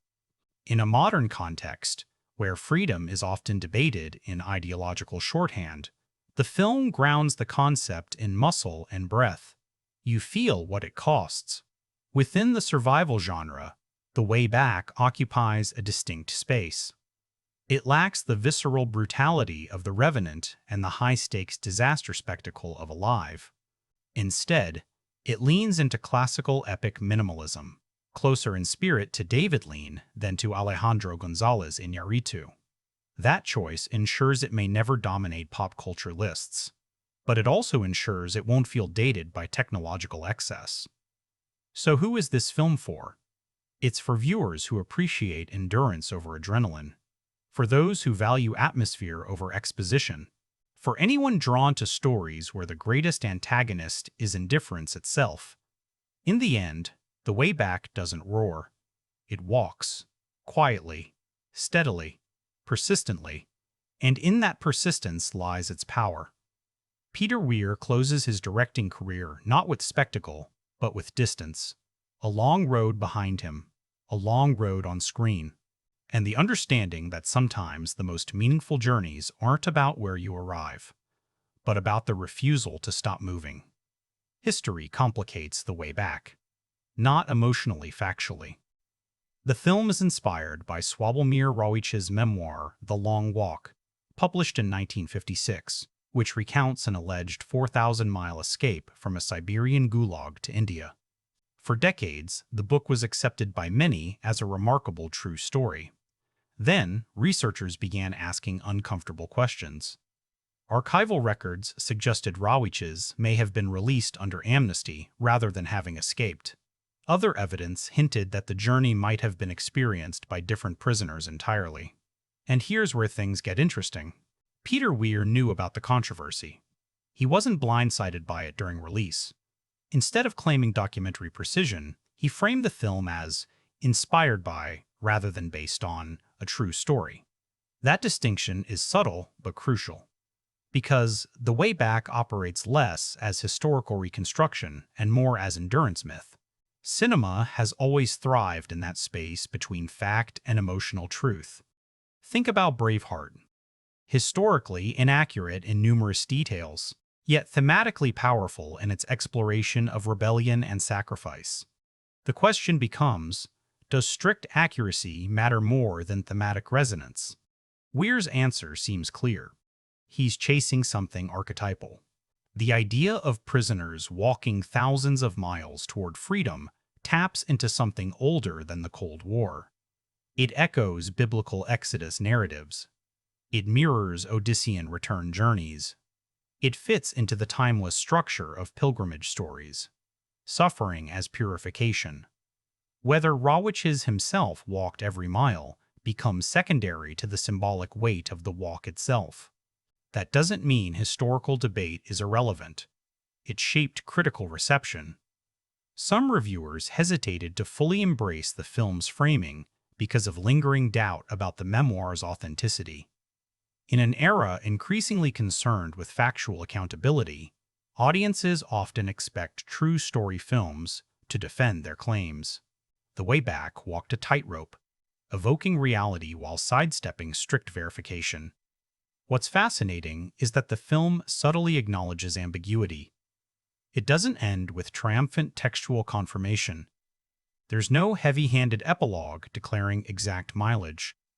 Instead, it closes on human persistence, almost as if Weir is saying the miles matter less than the movement. There's also documented evidence that in 2009, Polish researchers uncovered accounts of 3 Polish soldiers who completed a similar escape around the same period. Some historians now believe Rawicz may have adapted their experience into his memoir. That possibility adds another layer. The film might not reflect one man's truth, but it may still reflect someone's truth, just refracted. Cinematically, that ambiguity strengthens the film's mythic tone. If the story were treated as rigid historical chronicle, the pacing might demand explanatory details, dates, military shifts, political context. By loosening its grip on documentation, the film remains focused on elemental survival. Snow, sand, breath, steppe. There's also something poetic about uncertainty here. Survival stories often become legend precisely because they strain belief. You walked how far? The incredulity becomes part of the narrative's power. The doubt doesn't diminish the myth, it fuels it. The more impossible it sounds, the more archetypal it feels. Compare this to films like Apollo 13, which derive tension from meticulous adherence to recorded events. The Way Back operates differently. Its tension doesn't hinge on whether history confirms every detail. It hinges on whether you believe these characters could endure. And because the film grounds itself in physical realism, real snow, real desert, real exhaustion, you do. Ultimately, the debate around Rawicz's memoir forces us to confront a deeper question. What is a true story in cinema? Is it verified documentation? Or is it emotional plausibility? Weir leans firmly toward the latter. He isn't reconstructing a timeline. He's dramatizing human resilience under authoritarian erasure. And perhaps that's why the controversy hasn't overshadowed the film entirely. The story works even if you detach it from a single author.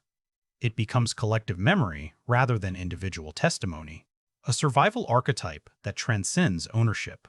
But this raises an even bigger conversation. Where does The Way Back sit within the broader tradition of survival cinema? How does it compare to the raw brutality of The Revenant, the disaster immediacy of Alive, or the sweeping epic scale of Lawrence of Arabia? Because once you step back and place it among its genre peers, its uniqueness becomes even clearer. And that's the next stretch of this journey. Survival cinema is crowded territory. Plane crashes, shipwrecks, frontier brutality. Yet The Way Back occupies a strange, almost meditative corner of that landscape. It doesn't lunge at you the way The Revenant does. It doesn't hinge on one catastrophic incident like Alive. It certainly doesn't romanticize desert grandeur the way Lawrence of Arabia transforms sand into operatic spectacle. Instead, It walks. Patiently. Relentlessly. Take The Revenant first. Alejandro González Iñárritu's 2015 epic is visceral survival. Raw, bloody, immersive through Emmanuel Lubezki's roving natural light cinematography. Leonardo DiCaprio's performance is almost primal, built on grunts and suffering pushed to operatic extremes. Nature there feels violent, actively hostile. In The Way Back, nature is indifferent. That distinction changes everything. One film assaults you. The other exhausts you.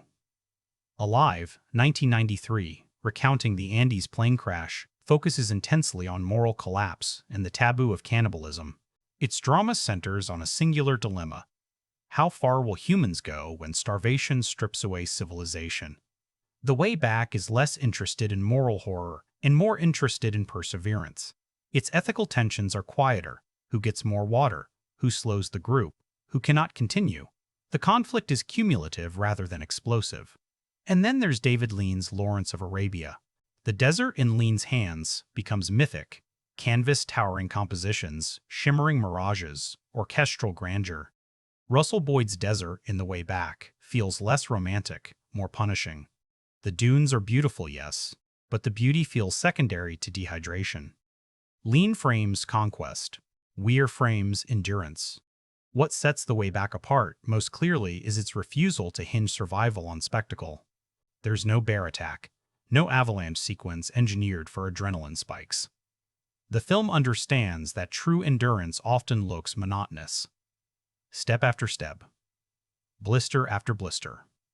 That restraint makes it closer in spirit to films like Robert Bresson's A Man Escaped, where survival is procedural, internal, stripped of cinematic excess.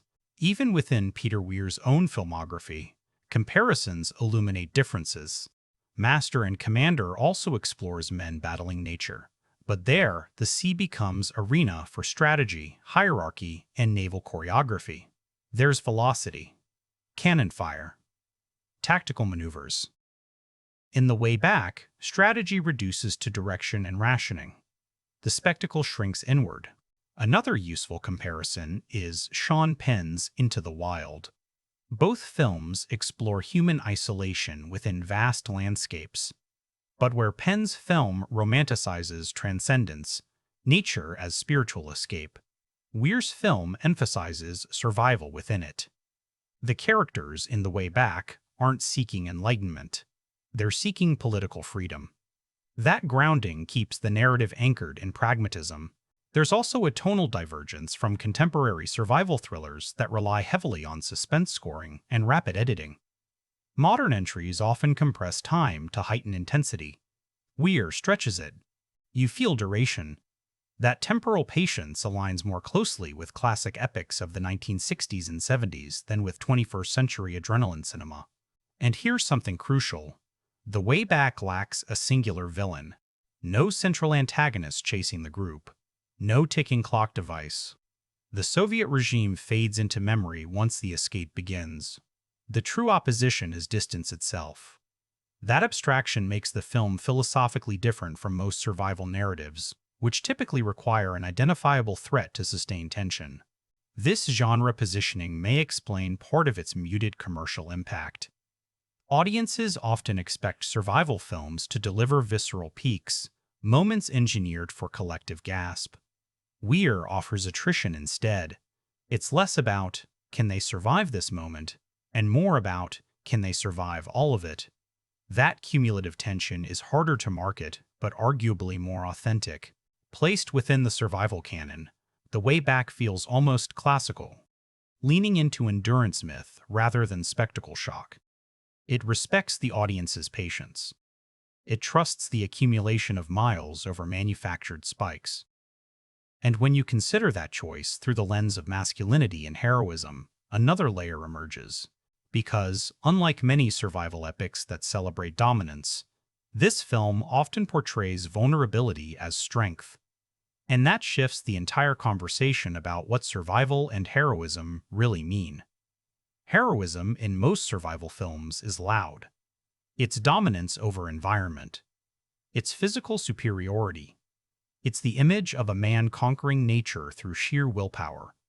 The Way Back quietly dismantles that version of masculinity. Its men don't conquer anything. They endure it. Look at Janusz. He isn't the biggest. He isn't the most physically intimidating. His strength is moral conviction. He believes in innocence even after the system brands him guilty. That belief fuels his escape. But belief alone doesn't keep him alive. He weakens. He stumbles. He stumbles. He stumps. He doubts. The film allows its central figure to appear fragile without stripping him of authority. That's a subtle recalibration of what leadership looks like. Ed Harris's Mr. Smith offers another variation. Traditional survival narratives often position the hardened veteran as unquestioned alpha. Here, Smith is pragmatic but not invincible. He carries emotional scars. He withholds personal history. His authority comes from experience, not dominance. And even he falters physically as the journey stretches on. The film refuses to equate masculinity with invulnerability. Colin Farrell's Valka complicates things further. On the surface, he embodies stereotypical brute masculinity. Aggressive, volatile, unpredictable. But that aggression reads as insecurity under pressure. His swagger erodes as starvation and dehydration take hold. Strength without discipline proves unstable. The film doesn't glorify his toughness, it interrogates it. What emerges is a portrait of masculinity defined not by control, but by cooperation. Survival depends on shared pacing, rationed water, mutual protection. There's a particularly telling shift once Irina joins the group. The men recalibrate around her presence. Protective instincts surface, but so does tension. Decisions must account for someone more vulnerable. Masculinity becomes responsibility rather than bravado. Physical deterioration is portrayed without vanity.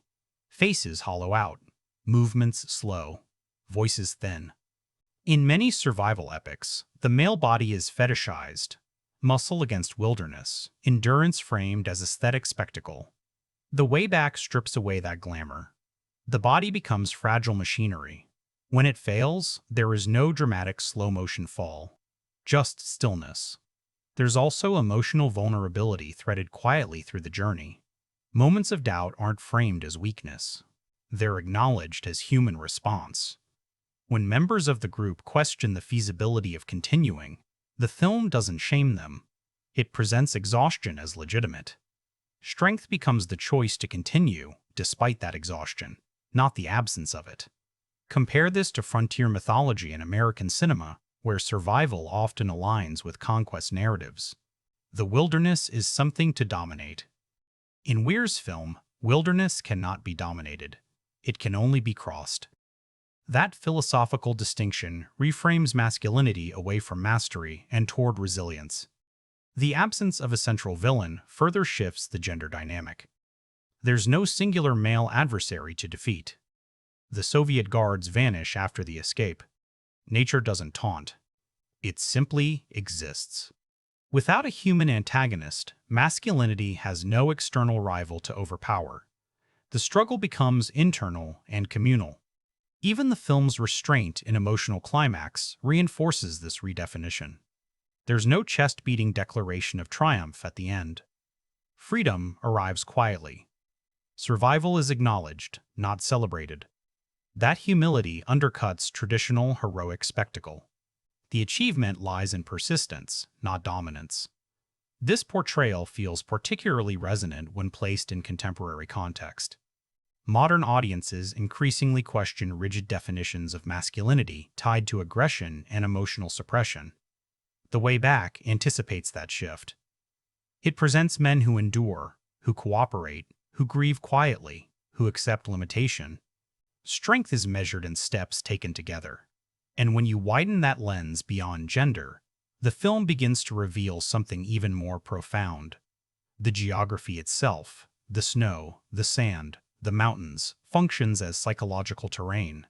Each landscape reflects an internal state: oppression, exposure, transcendence. The journey isn't just across continents, it's across the human psyche. And that's where we head next. Geography in The Way Back isn't just setting. It's psychology externalized. Each landscape the characters cross reflects an internal state, almost as if the Earth itself is mirroring their transformation. Snow, sand, stone. 3 terrains, 3 phases of the human spirit under pressure. Siberia is suppression. Endless white, flattened horizons, muted color palette. It's a world drained of individuality. The Gulag sequences bleed directly into this environment, as if imprisonment has simply expanded outward. Even after escape, the men are still dwarfed by a system. Only now it's natural rather than political. The cold numbs emotion, the way authoritarianism numbs identity. Movement through snow feels heavy, labored. Every step is resistance against erasure. Watch how the group walks in these early wilderness scenes. Tight formation, minimal speech, heads lowered against wind. Their psychological posture mirrors their physical, one guarded, conserving, uncertain. Siberia becomes the extension of trauma. Freedom exists, technically, but it doesn't yet feel liberating. It feels precarious. Then the landscape flips. The Gobi Desert strips away concealment. No trees, no barriers, no walls, just exposure. If Siberia represents suppression, the desert represents vulnerability. There's nowhere to hide from the sun, from doubt, from each other. Tempers flare faster here. Conversations become more brittle. Heat exposes fragility the way cold concealed it. The visual language reinforces this shift.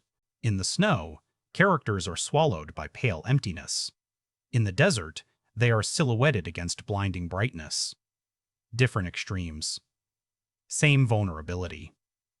The psychological toll intensifies because the environment offers no shelter. This is where unity fractures most visibly. Dehydration doesn't just weaken bodies, it erodes patience. Hope starts to feel abstract.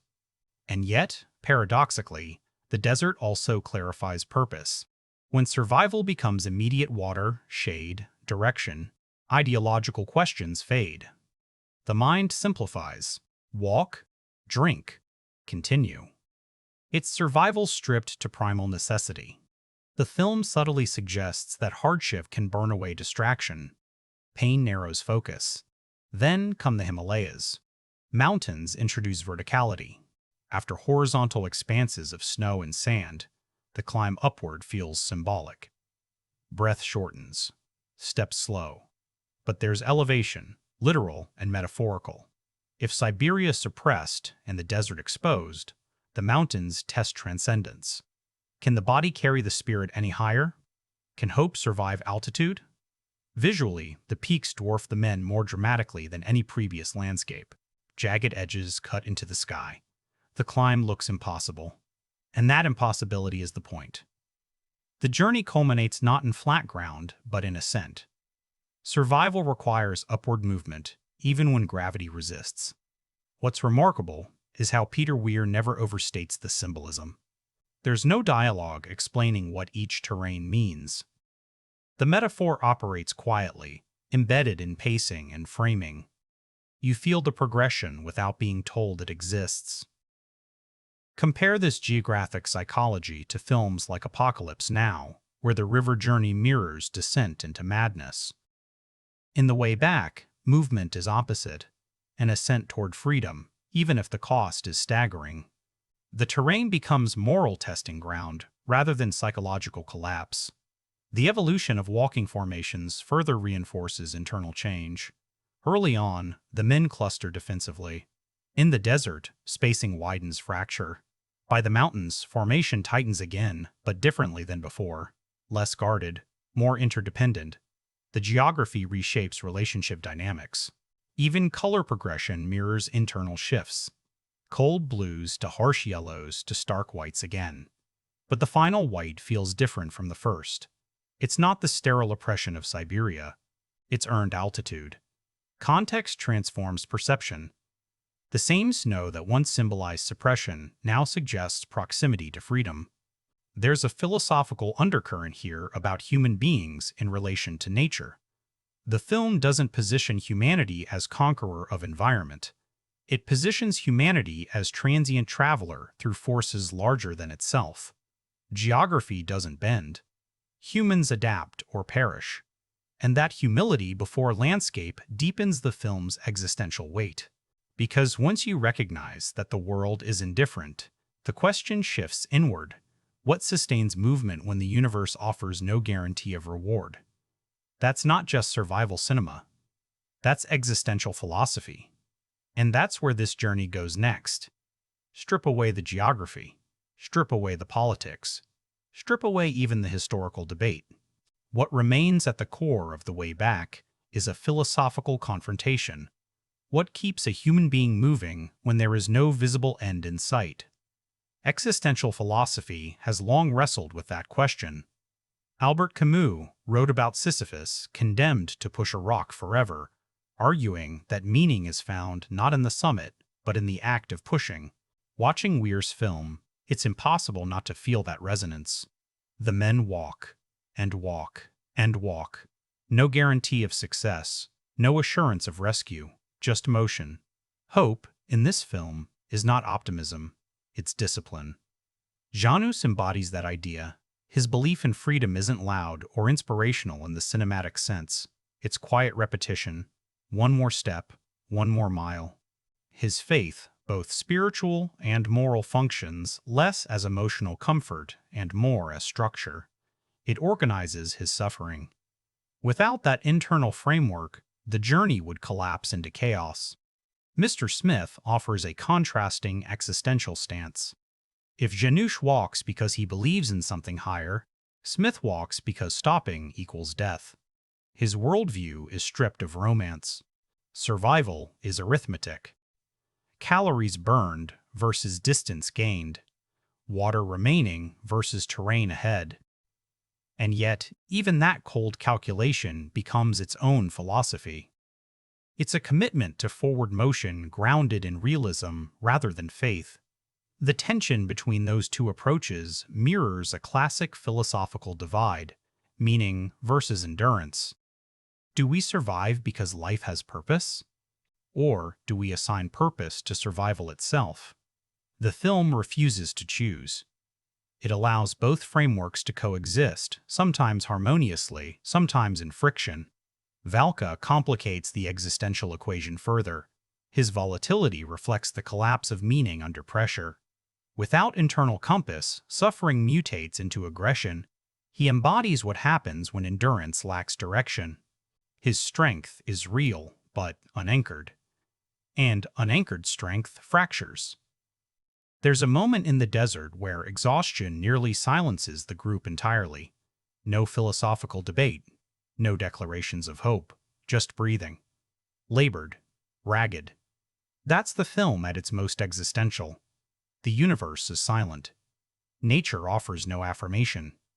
The only proof of meaning is continued movement. Camus argued that rebellion against absurdity is itself an act of meaning.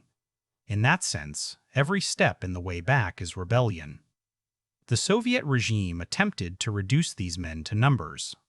The landscape attempts to reduce them to bones. Walking becomes defiance, not just against politics, but against entropy. The film's restraint enhances this philosophical reading. There are no soaring speeches about destiny, no orchestral cues insisting this moment matters.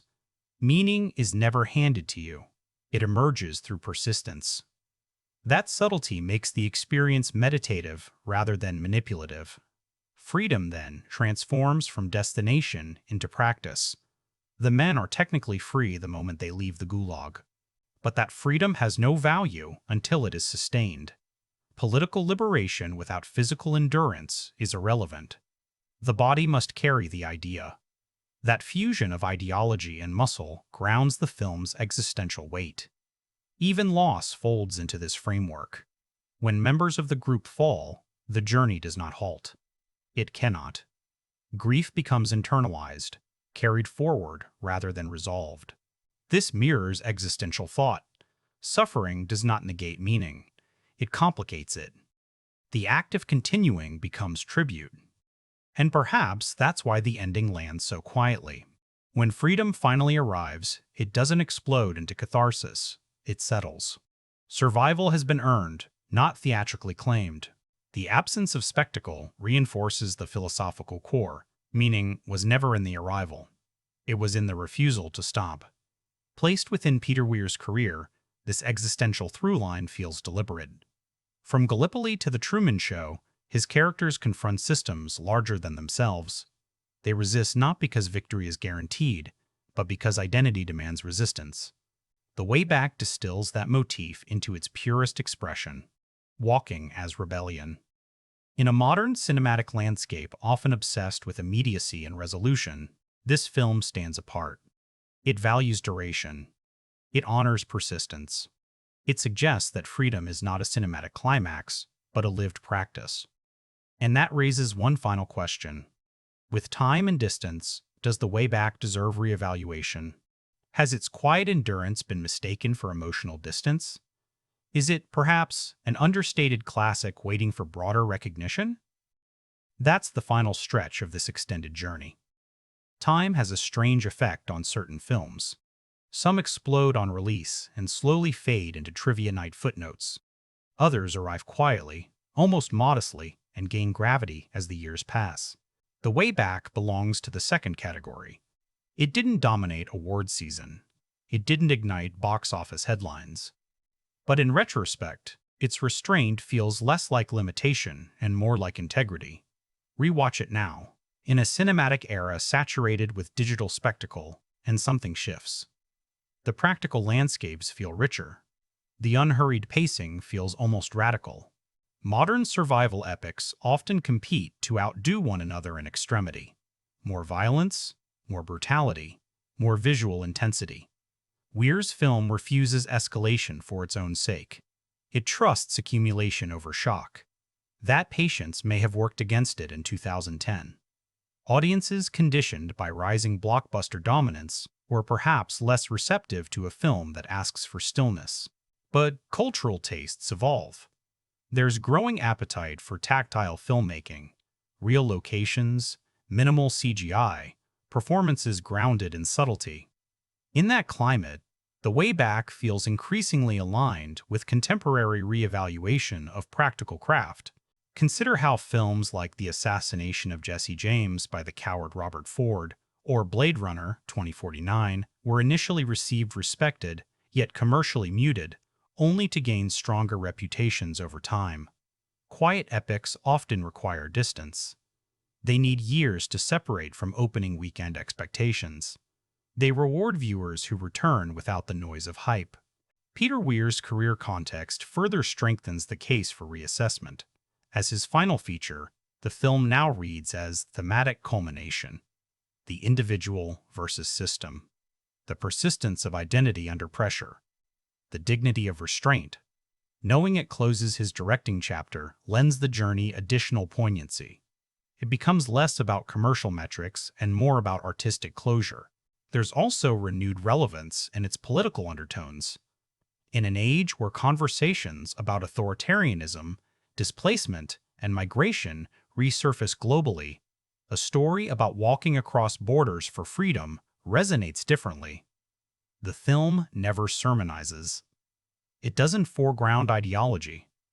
But the image of refugees traversing hostile terrain toward uncertain safety feels painfully current. Critically, the film's measured pacing, once cited as emotional distance, can now be appreciated as philosophical consistency. Weir avoids manipulative crescendos because manipulation would betray the story's ethos. Freedom earned through quiet endurance shouldn't arrive with bombast. It should arrive with breath. Even performance reevaluation strengthens its standing. Colin Farrell's career trajectory has evolved significantly since 2010, with acclaimed roles in Bruges, The Banshees of Inisherin, and beyond.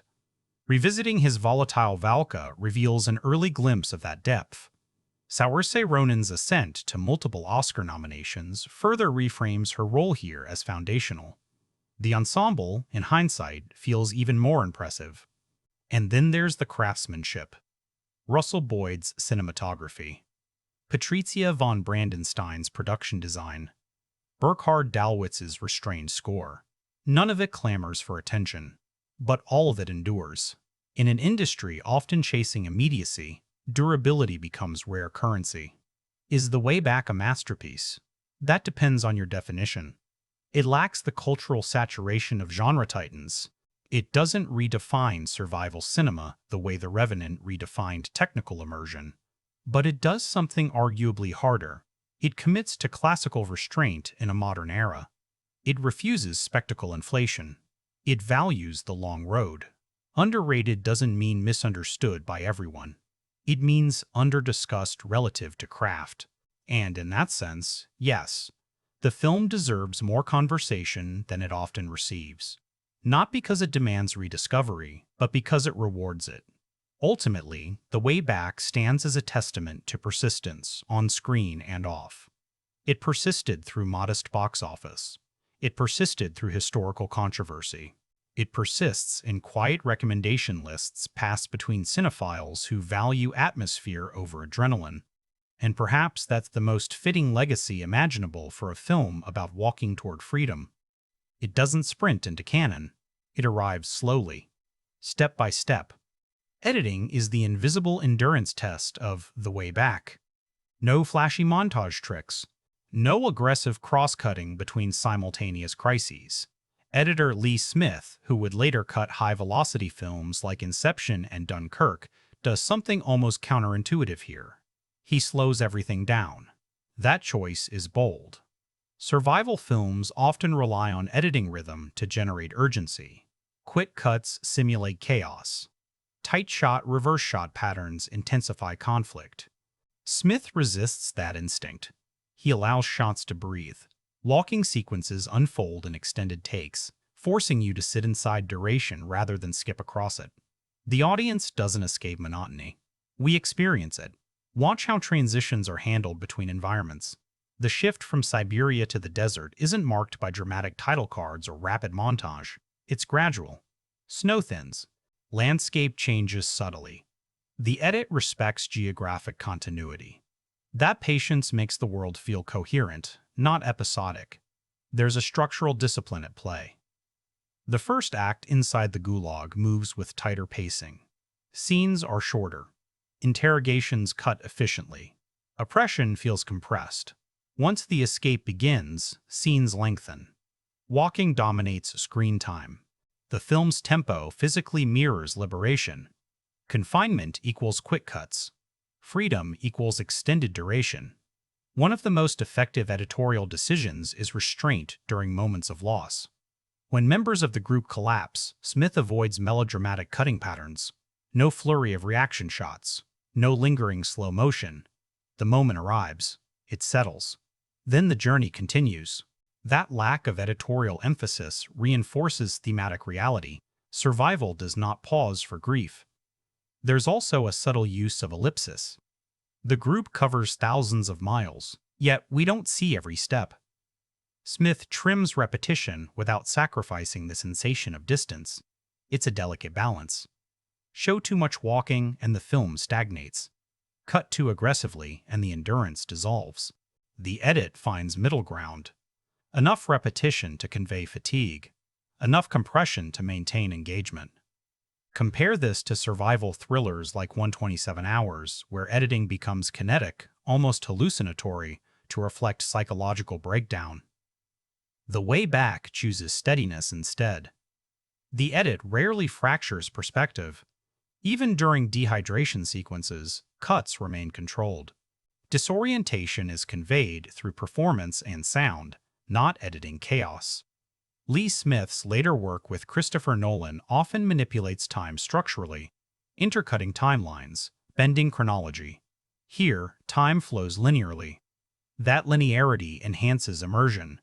You feel the accumulation of days. The absence of narrative trickery aligns with Weir's classical storytelling sensibility. One particularly effective sequence occurs during the desert crossing. Shots linger just long enough for discomfort to register. Sand fills the frame. Faces strain. Then a cut, not abrupt but necessary, advances the journey. The rhythm becomes hypnotic. Step. Cut. Step. Cut. It's almost musical in repetition. The final act in the Himalayas tightens slightly, not through speed, but through tension. Shots grow incrementally shorter as altitude increases. Breathing intensifies. The edit subtly accelerates without ever becoming frantic. It mirrors dwindling energy reserves. By the time freedom nears, the pacing feels earned rather than manufactured. There's courage in this editorial philosophy. Modern cinema often fears stillness. Smith embraces it. He trusts viewers to endure duration the way characters endure distance. That alignment between form and theme is rare.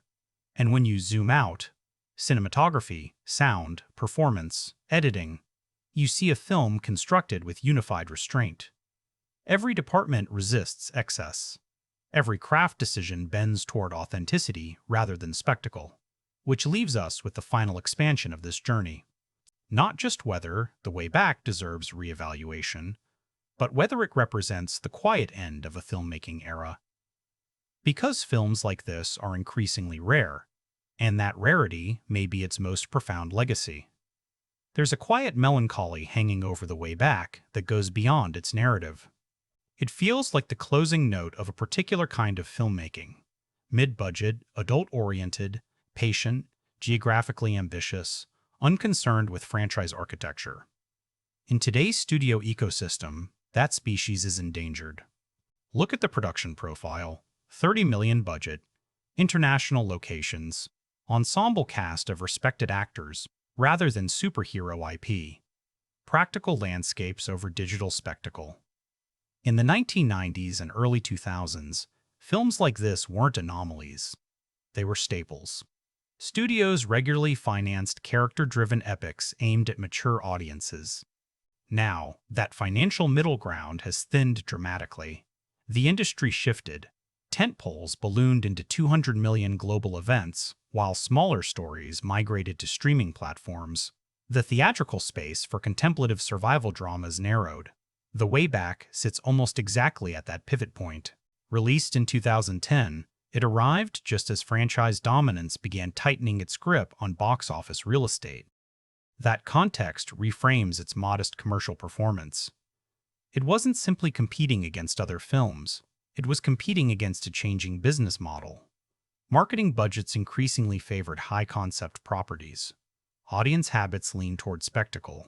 A meditative endurance epic, no matter how beautifully crafted, struggled to command multiplex attention. Peter Weir's career trajectory mirrors that shift. Here was a director who navigated multiple eras: Australian New Wave, prestige 90s dramas, Hollywood studio collaborations. His films often balanced intellectual weight with accessibility. The Truman Show succeeded both critically and commercially. Master and Commander found awards recognition and box office respect. But by 2010, the landscape had evolved. It's telling that Weir has not directed another feature since. Not due to scandal, not due to decline in talent. The industry simply became less hospitable to the kinds of films he made. Financing adult epics without built-in IP became increasingly complex. The economics favored franchise continuity over standalone endurance stories. That doesn't mean films like The Way Back stopped being made entirely. It means they moved. Many migrated to prestige television or streaming platforms where pacing patience and character depth find new homes. But the theatrical grandeur of practical global shoots for non-franchise narratives, rarer now. There's irony in this. The film champions persistence against overwhelming systems, and yet, it was released into an industry system transforming around it. It endured modestly, but not explosively. It survived, but didn't dominate. Almost as if its thematic DNA extended into its commercial fate. Revisiting it now highlights how cohesive its craftsmanship remains. Cinematography, sound design, editing, performance, all align toward restraint. Modern films often compartmentalize spectacle and intimacy. The Way Back integrates them without inflation. That unity reflects a classical filmmaking philosophy. Trust the material, trust the audience, avoid excess. Even its refusal to romanticize survival feels countercultural today. Contemporary cinema often amplifies suffering for visceral impact.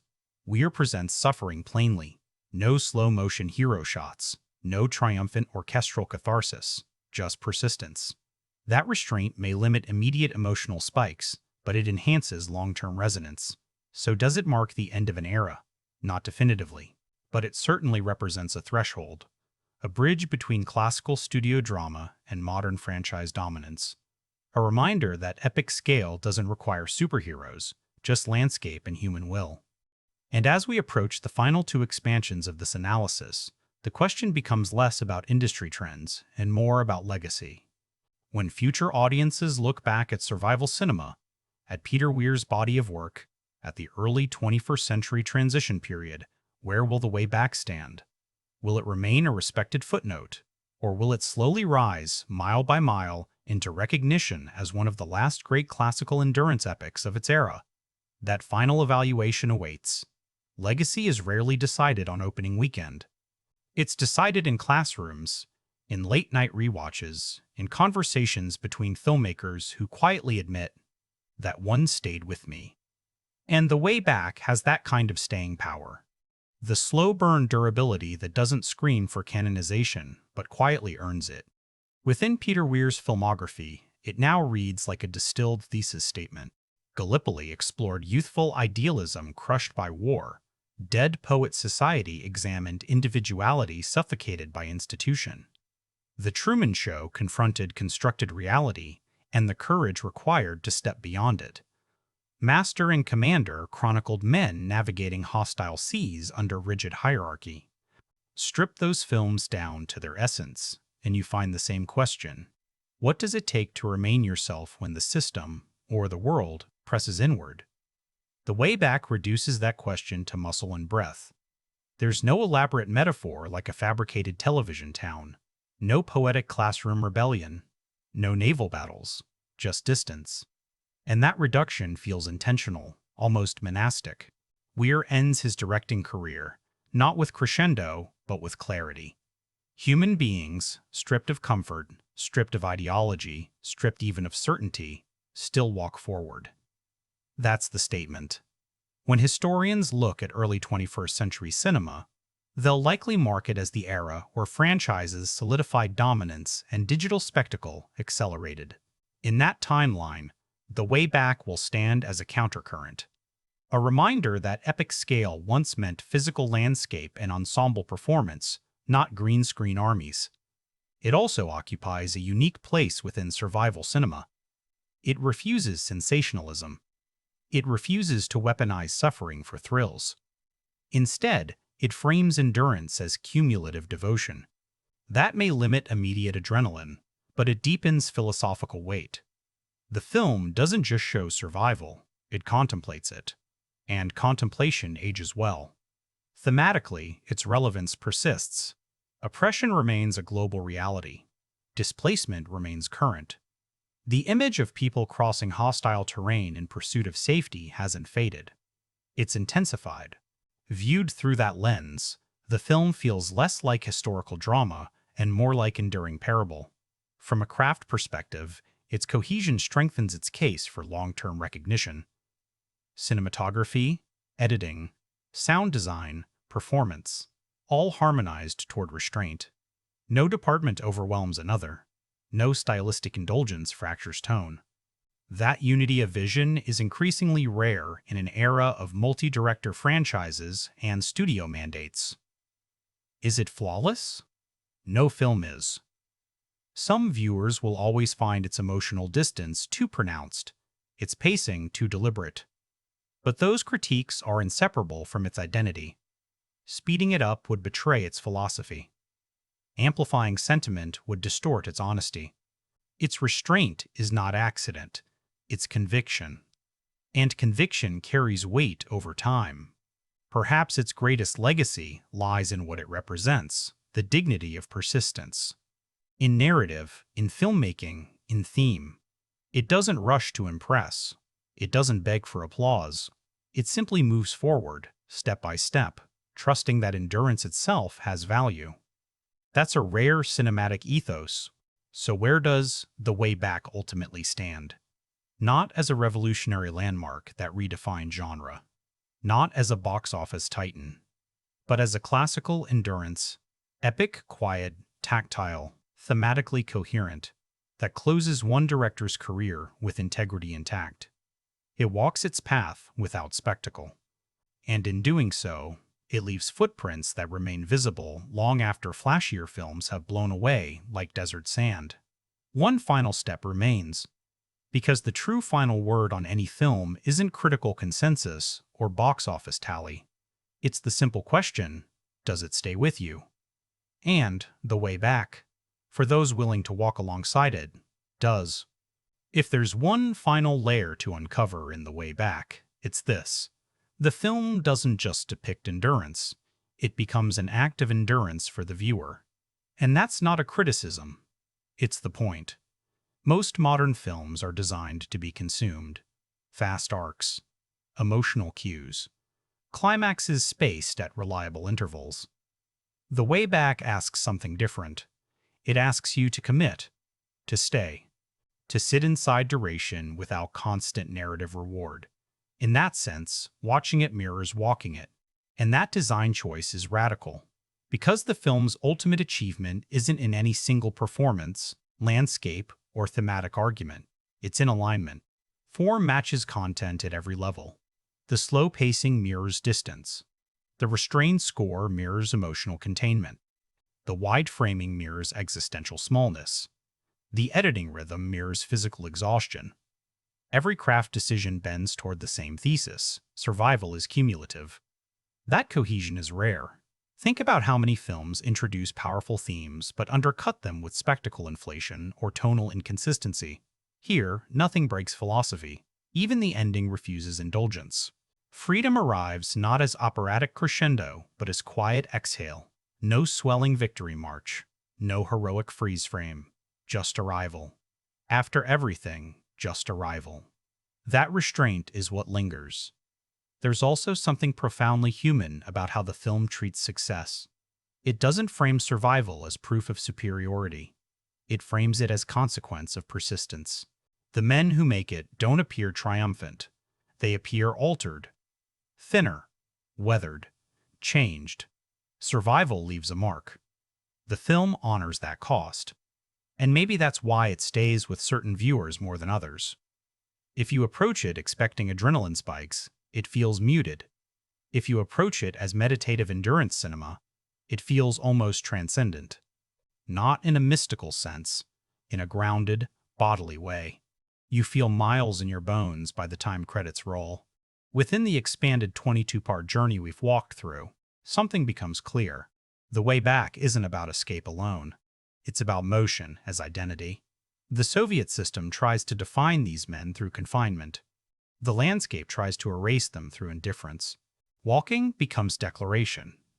I am still here. That's powerful. And in a broader cultural sense, the film becomes metaphor for artistic persistence. A director closing his career not with spectacle, but with statement. A mid-budget epic released into a shifting industry and surviving modestly rather than explosively. A film that didn't dominate its year, but didn't vanish either. It walked. And that's the through line from first frame to final analysis. So does The Way Back deserve recognition as one of the last great classical endurance epics of its era? Yes. Not because it reinvents genre. Not because it shattered box office. Not because it rewrote cinematic language. But because it commits fully to its philosophy. In an age of acceleration, it slows down. In an age of noise, it quiets. In an age of spectacle, it chooses scale without exaggeration. It trusts the audience to endure. And if you do, if you let yourself walk beside it rather than rush ahead of it, the reward isn't fireworks. It's understanding. Freedom, the film suggests, is not a moment. It's a practice. Step by step. And that feels like the right place to stop walking.